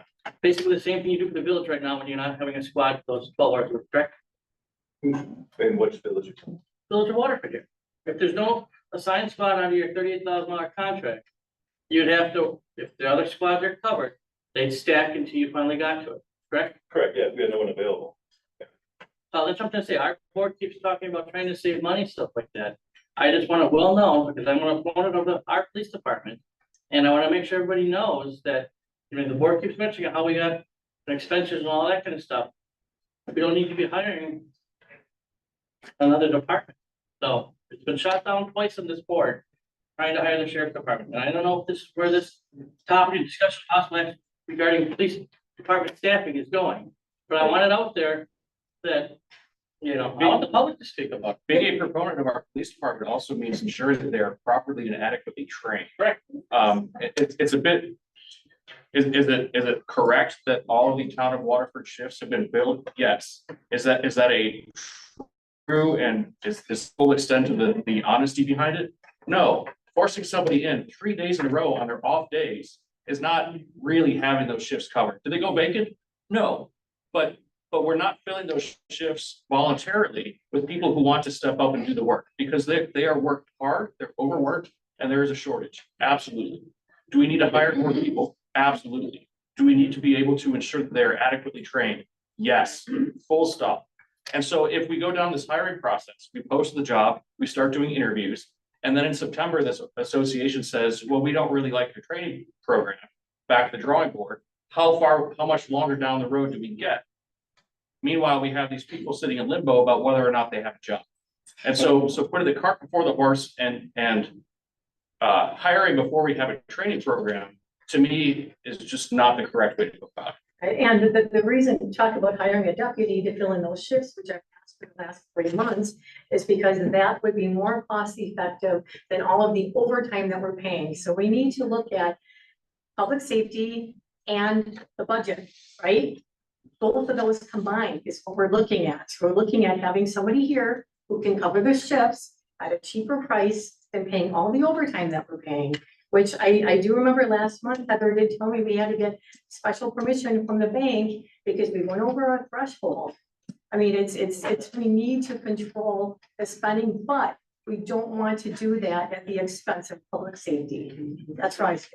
And may I just make a very quick I'm remark? sorry, if you want to talk. Very quick. Or yeah, just come up to the mic. This is showing that, one of the suggestions we had as well is we'd really like to have a specific meeting about the police department. There's obviously a lot going on. More than even maybe just to discuss passing at a board meeting. There's a couple, you guys have a lot of options here. You're discussing basically contracts with the sheriff's department, leaving shifts open or hiring. We believe just staffing your police department would be the best option. But we do understand that you guys have concerns about the FTO manual and I guess our training, which we don't agree with, but we understand that it's a concern for you and that's what matters. We would recommend that we have a meeting between the Waterford Police Department and the full board as soon as possible so that we can try to rectify the concerns you guys have. It doesn't matter how we feel about it. If you guys have a concern, we're not gonna move forward. We'd really like to hone in on it and specifically, basically brainstorm it. Okay, what are the concerns? FTO manual? All right, how can we do it? But we wanna be expeditious about it just as much as you. We don't wanna be overworked. You guys don't wanna pay a bunch of overtime. We also don't want you to leave shifts open. And we also don't want you to contract with the sheriff's department. So we wanna work with you, but we would recommend having a meeting where we can really dig into it. And more than just a board meeting. Yeah. That's just a suggestion. So thank you very much. The FTO program is a requirement by department policy. And so it's disappointing to hear that as a union, they're opposed to following the policy that is in the department. We're trying to present one so that we can go. I understand that, but currently, there is no acceptable FTO program within the department, and so just hiring somebody is outside of that policy, being able to train them sufficiently according to your policy. And currently, what I stated at the meeting that some people got upset about, and I didn't mean it to be offensive, but currently, because so many of our officers have not gone through that field training, that does represent liability for the town, and that's the truth. I spoke to the insurance company that represents liability. Our job is to protect the town taxpayers. We're doing our job. We just like I also support having a meeting to discuss all these issues, but Yes. it's important to get a field training program in place and not bring on an additional officer who we have no way of training to comply with the policies already existing in the department. We just feel it's not gonna be a problem if you post it. We're trying to do two things at once and meet I get that. just for a time saving. That, we're not trying to say do something without doing the other. We're just trying to say, why can't we post it? Well, we also get this figured out, just to do it in an expeditious manner. We're not trying to do anything without the checks and balances. And I would like to add to that policy is in place in January. So we're rolling with it and we're trying to go with it with you guys. The issue with that though is that we say we post that, say something falls apart with the field training. I know that you had said, hey, I'll write up the manual, but the issue I have with somebody who has not been field trained in Waterford, writing Waterford's field training manual just doesn't jive. So what we need to do is in the meantime, we don't know how long it's gonna take. We need shifts covered and we need to not pay so much overtime. So yes, we should have a meeting to discuss all of that.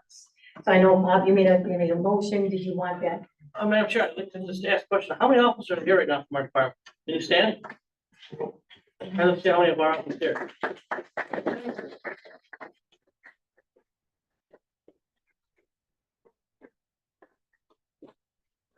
Senior officer?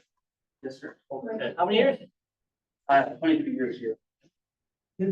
And we appreciate you. Thank you, Mike. I talk to you on a daily basis. We appreciate what you do. We just want to go about and do things the right way. Okay, so we do have a motion on the table. I seconded it. Any more discussion? All in favor? Roll call, please. It was just simply suspend hiring until we have an FTO program in place. If the program is in place in September, then we go down the hiring process. That's Other than, I can see suspending hiring, but can we still advertise in the meantime? Yeah, That's what I'm trying to get. Well, the motion is this is funded, so Well, you we're can discussing either. it. now. We're discussing Just it. trying to clarify the motion. Would that be more acceptable to post the position and not hire a position we posted? Hiring takes a good 90 days before you hire someone. I know you back, you can get that far. Now, hiring doesn't happen quickly anymore, and it is. Then usually if you post a position, it could be open for 30 days, which is practically, would be suggested. So, yeah, it is. I don't know. Posting a position for 30 days, hopefully this, meeting will get done around that time. And it would take a week or two to get interviews going anyway, so. Background checks and everything. Well, you can get that, I'd say, you can post the positions, either part-time or full-time, you can post for the next 60 days. You don't have to lock yourself to 30 days, that'll get you to almost to October. At least we're trying to get who's looking for it. Man, It's, we've talked about background investigators and. Again, this is subject for review, but, at least a 30-day posting on WileyNet, probably 3 weeks. Mike May, you're a background investigator for 3 weeks, you'd generally be good enough for background. And then interviews and, with probably department head and the board, so you're looking at least a month posting, probably another month and a half to do background and all that, just so you're aware. Is there a cost associated with that, Posting on WileyNet has, the background? there's labor. There you go. They have to go and meet with people, but School in September. we have we have 4 background investigators. Psychological exams. Psych exams cost money, physicals cost money, so there is a cost down the road. But just to post it and receive applications, there are no costs for that. Thank you, I just want to let you know the timeline.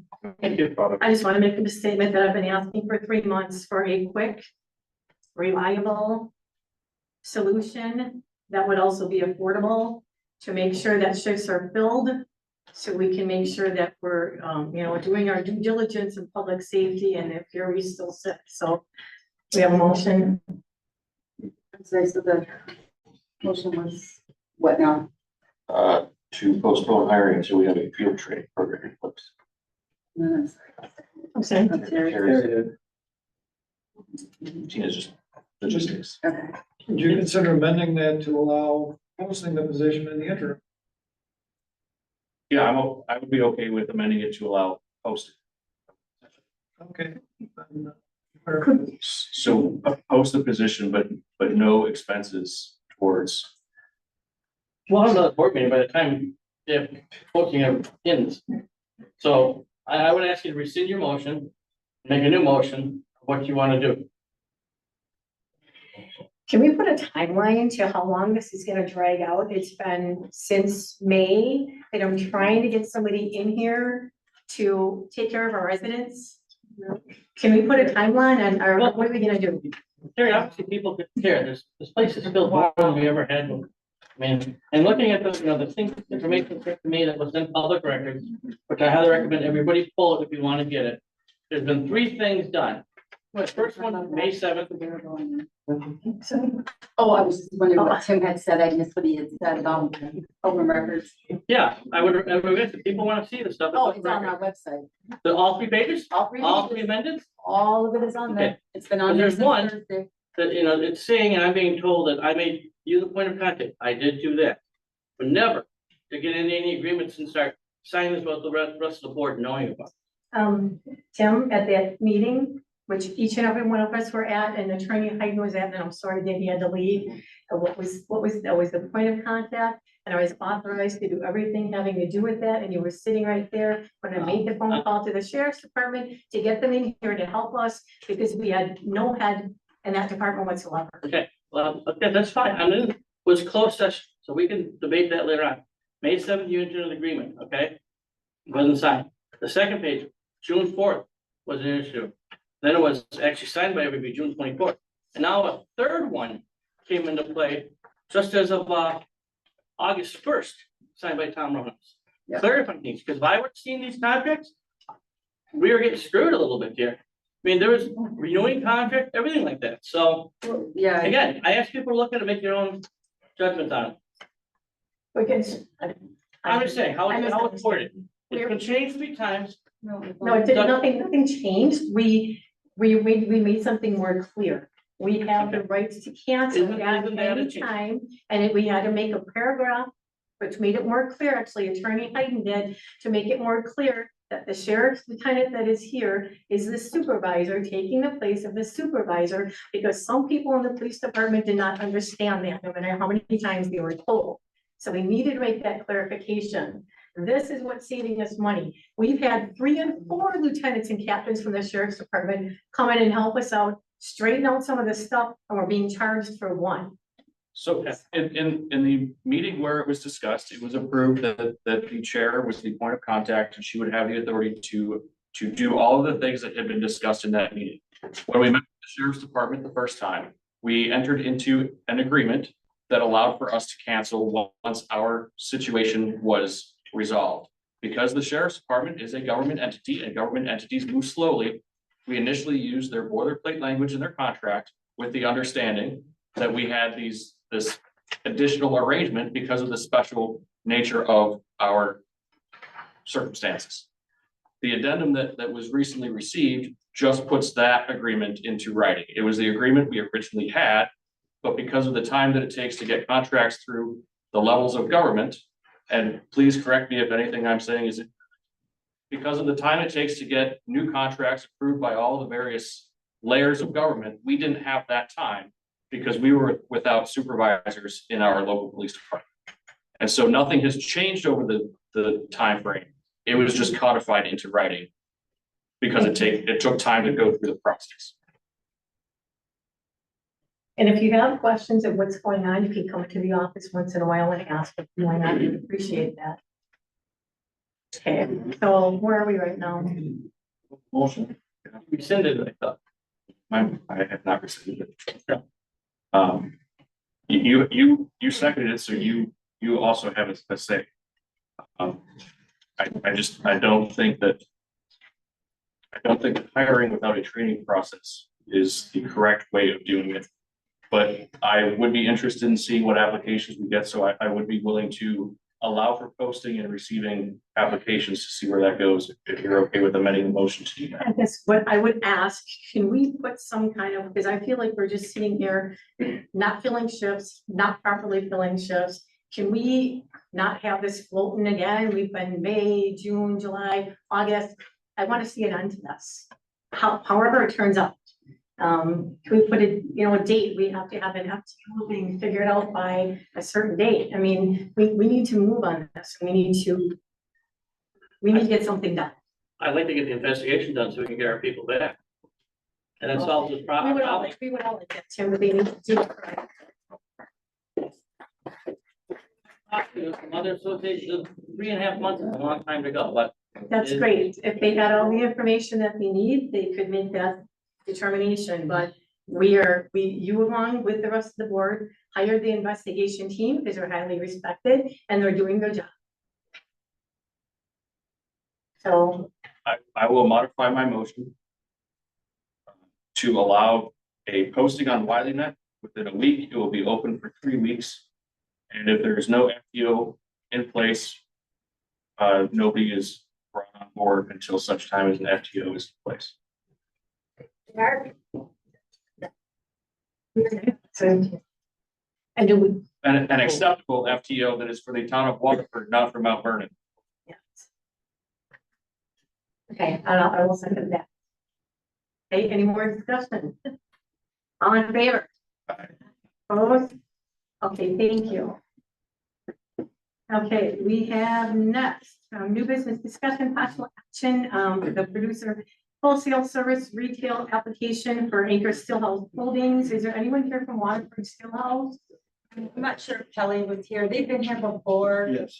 The problem with this is that the Wisconsin DOR says that the municipality has to approve.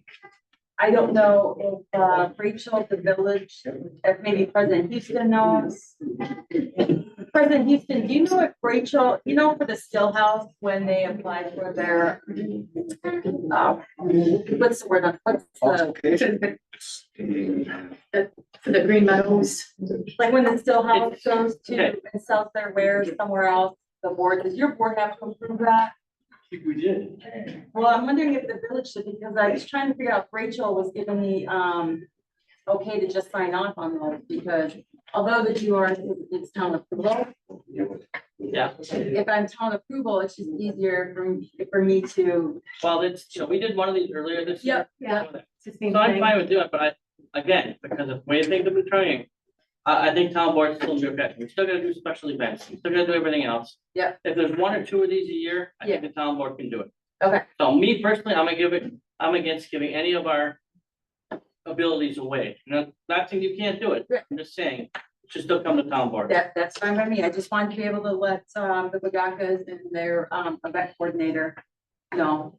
So if you need a motion to approve this one, Yes. I talked to Tammy, it's fine. Yep. I'll make a motion to approve this. Second. Green Meadows. Is there a second? Second. Any more discussion? On favor? Opposed? And going down to, we need to set the meeting date and time, which we already did for the reclassification of our ordinances. Yep. Those will be available in the town office. I believe we had set that for, I think you should just ratify, it's on the agenda, you did it with planning commission, why don't you just adopt the same motion that was on my planning commission for the minutes ago. So it's for 4 o'clock on before, October. yeah, Meeting. before the, yeah, so, sure, so we need a motion to adopt the planning commission's recommendation to set the recodification for, before the August meeting at 4 p.m., October meeting at 4 p.m. So moved. Second. Also, Any discussion? All in favor? Aye. Motion carried. Okay, make sure we forget anything here, okay, and, any forthcoming events. And that's all good, so, okay, we do have some public comments.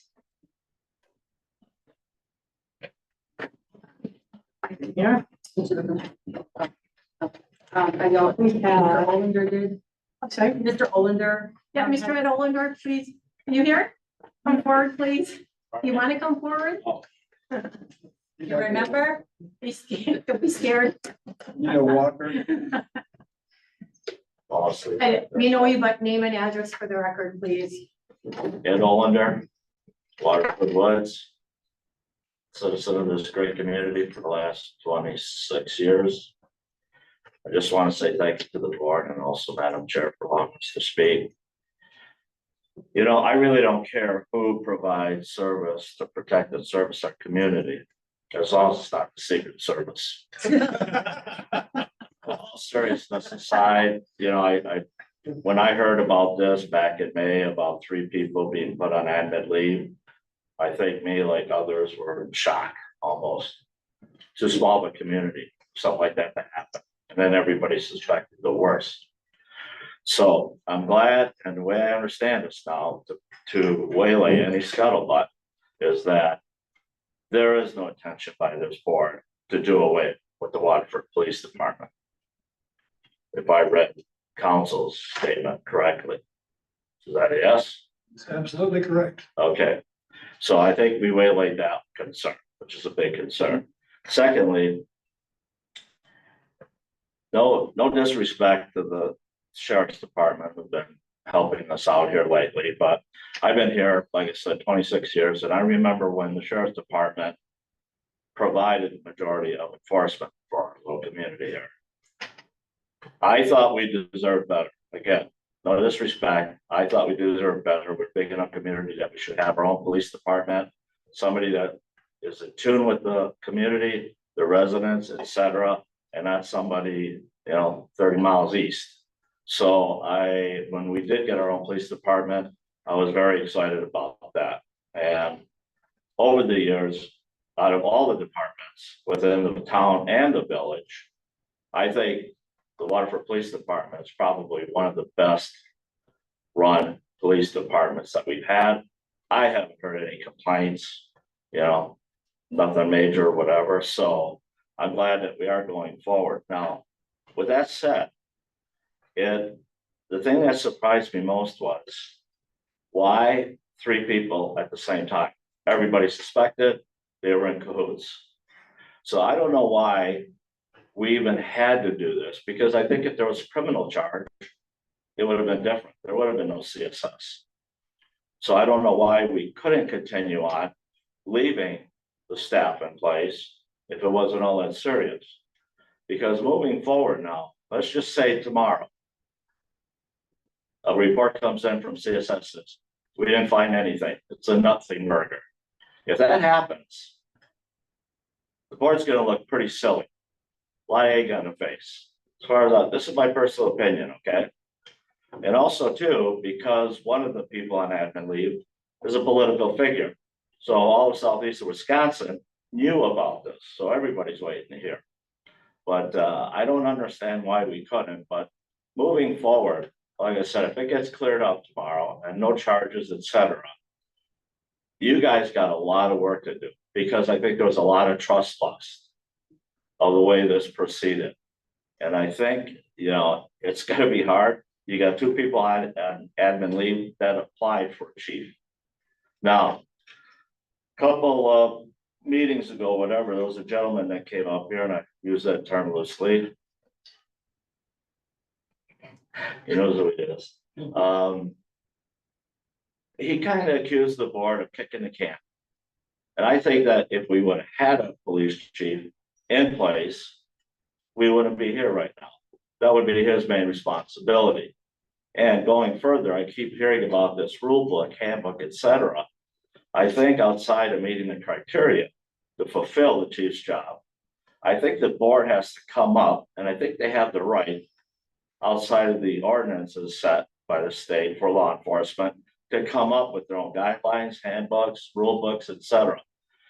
And what we learned from this investigation, you're going to learn a lot of things that didn't go well or should have happened, etc. And you need to provide that to that gentleman or woman, and make their job a little bit easier than going forward. Because not only in this case, but I've seen the board, they kind of refuse. And I think you might know what I'm talking about when I suggested a handbook for your own department relative to absenteeism, etc. I think y'all know what I'm talking about. And I was kind of like, we don't think it's necessary. I thought it was necessary in light of what did take place. That's a crying shame. A lot of money was wasted, just like this little adventure. A lot of money is going to be flushed down the toilet. And this board, you know, over the years, not all of you, a couple of newbies, we spent a lot of money. We flushed it down the toilet and got nothing. And if I had to guess, I'd say that this investigation is going to go north of $100,000 easily. And so we're all sitting up here talking about budget, tight budget, whatever. Well, there goes some more money flushed down the toilet. So I would, besides, if this wraps up, you know, you guys all get together, come by on. Like I said, Waterford Police Department, I think they're great. Well, remember, you have kudos and praises. Can I Just kidding, you don't have to remember, I'll remind you. I'd like to make one remark. Yes. When there are complaints made, let's say the opposite happened and we did not look into it and we did not have it investigated, do you think that would be the proper and correct thing to do? Well, I don't know the nature of the investigation, and that's why I'm saying it. This turns out to be a nothing burger. You guys gotta have a lot All of. investigations don't turn up something in particular, but if there's a complaint filed, the right thing to do is to investigate it. The board did the correct thing. Yeah, I wouldn't argue that. Like I said, let's see what the results are. But anyways, that's all I want to do. And like I said, you know, my dad always said, if you're gonna credit, bring something to the park, criticize, bring something to the park. Simple as that. And my suggestion moving over is the board, like I said, it's just not this incident. The board lacks foresight. They don't seem to go down the road and see what could go wrong with this. And what will it mean to the citizens, whatever. That's all I'm saying. Okay? That's what I've been trying to do. Thank you. Thank you. All right, we have a Karen Zirath, Mrs. Zirath from Ford, please. I know, you want to talk about the watering hole that we gave a permit to for their celebration of life. And you had comment or on August 3rd, they had the celebration of life for the bartender that died. And we had no objection to them doing that. However, there were 6 cars that were parked in the fire lane. We had to call the police because our road is so narrow that when that area is filled up with cars and their parking lot for the tavern is filled up with cars, a fire truck can't get through there. A fire truck can't, or an ambulance or anything. Now, after they were cleared out at 11 o'clock, I had to call the police again. Because now there were like 7 cars parked in that fire lane. And it was completely blocked. You could not get a car out of our road or from our houses. And it was terrible. If somebody with small children had an accident, or an ambulance had to get through, or a fire truck had to get through, they couldn't have. So I do know that they have something with the Lions Club too, where they parked in the parking lot at the Lions Club. Yeah. You know, you saw me when I was down there. I closed up the Civic Center, got done. I wanted to, me and my wife went down there to see what was going on. And I saw the cars and I saw the squad pull in. I did talk to Jeremy and I said, I will take care of this right away because that's what we agreed upon. I got him out of there right away. One guy didn't want to leave because he had a $200,000 car, whatever it was, but he did move. And then it was fine. But you know, I left a half hour after that. And then I didn't hear anything else about 11 o'clock. That should not have happened. Yeah, 11 o'clock, Sorry I that had to happened, call the stuff like police that, again. because- It was, our road was completely blocked. They had cars right in front of the road. That's where the cars moved when you contacted the police. Yes, No, the first time. I don't know about the second time. I know but the first yes, time. he did remove the cars the second time. Oh, However, it should have never happened. I agree. If that tavern owner is not responsible for where his cars are parking, then he needs to be closed down as a nuisance. Because our welfare, when we live on Canal Lane, is more important than a tavern parking. I respect your comment. I also want you to think about, too, if we ever did, just want to use the sheriff's department and it's just a backup, it may take a really long time for somebody to come in for something like parking, just to keep that in mind. So I'm sorry that happened. We I had have no something, problem with the we got sheriff's something figured department. out. Yeah, we had something figured out with the Lions Club. Lions Club had nothing to do with this. No, I'm saying we had, Don't say- we had parking figured out. If people still park there and you contacted the police and they were removed. But the police never give out tickets for being parked in a fire lane. They never give them out.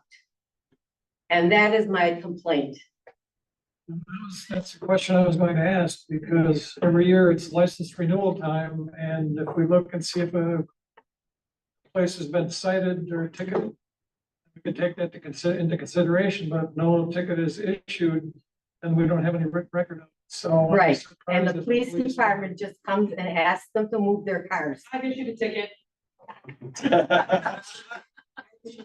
Yes, you issued one ticket. One ticket has been, And thank you, Sarah. It wasn't Saturday night though. no, It was free. That was. Right. and that car was even parked there overnight. Thank you.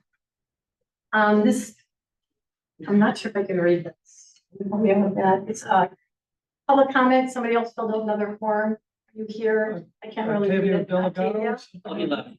Yeah, Oh, you know, okay. he left. All right, forthcoming events. Car show, Yeah, when is that? last Sunday of August, car show, yep. I have one more comment. When are the police department gonna start issuing tickets for them being parked? Well, we will have a discussion and take care of that. Thank you. Are we gonna set up a meeting with the police department? What's that? Are we gonna set up a meeting for us to talk to? We'll send an email back and forth and figure something out. Okay, guys, it's too hard to try to. Okay. Thank you, everyone. We Make have a a motion, Darren. Second? all in favor? Aye. Yeah.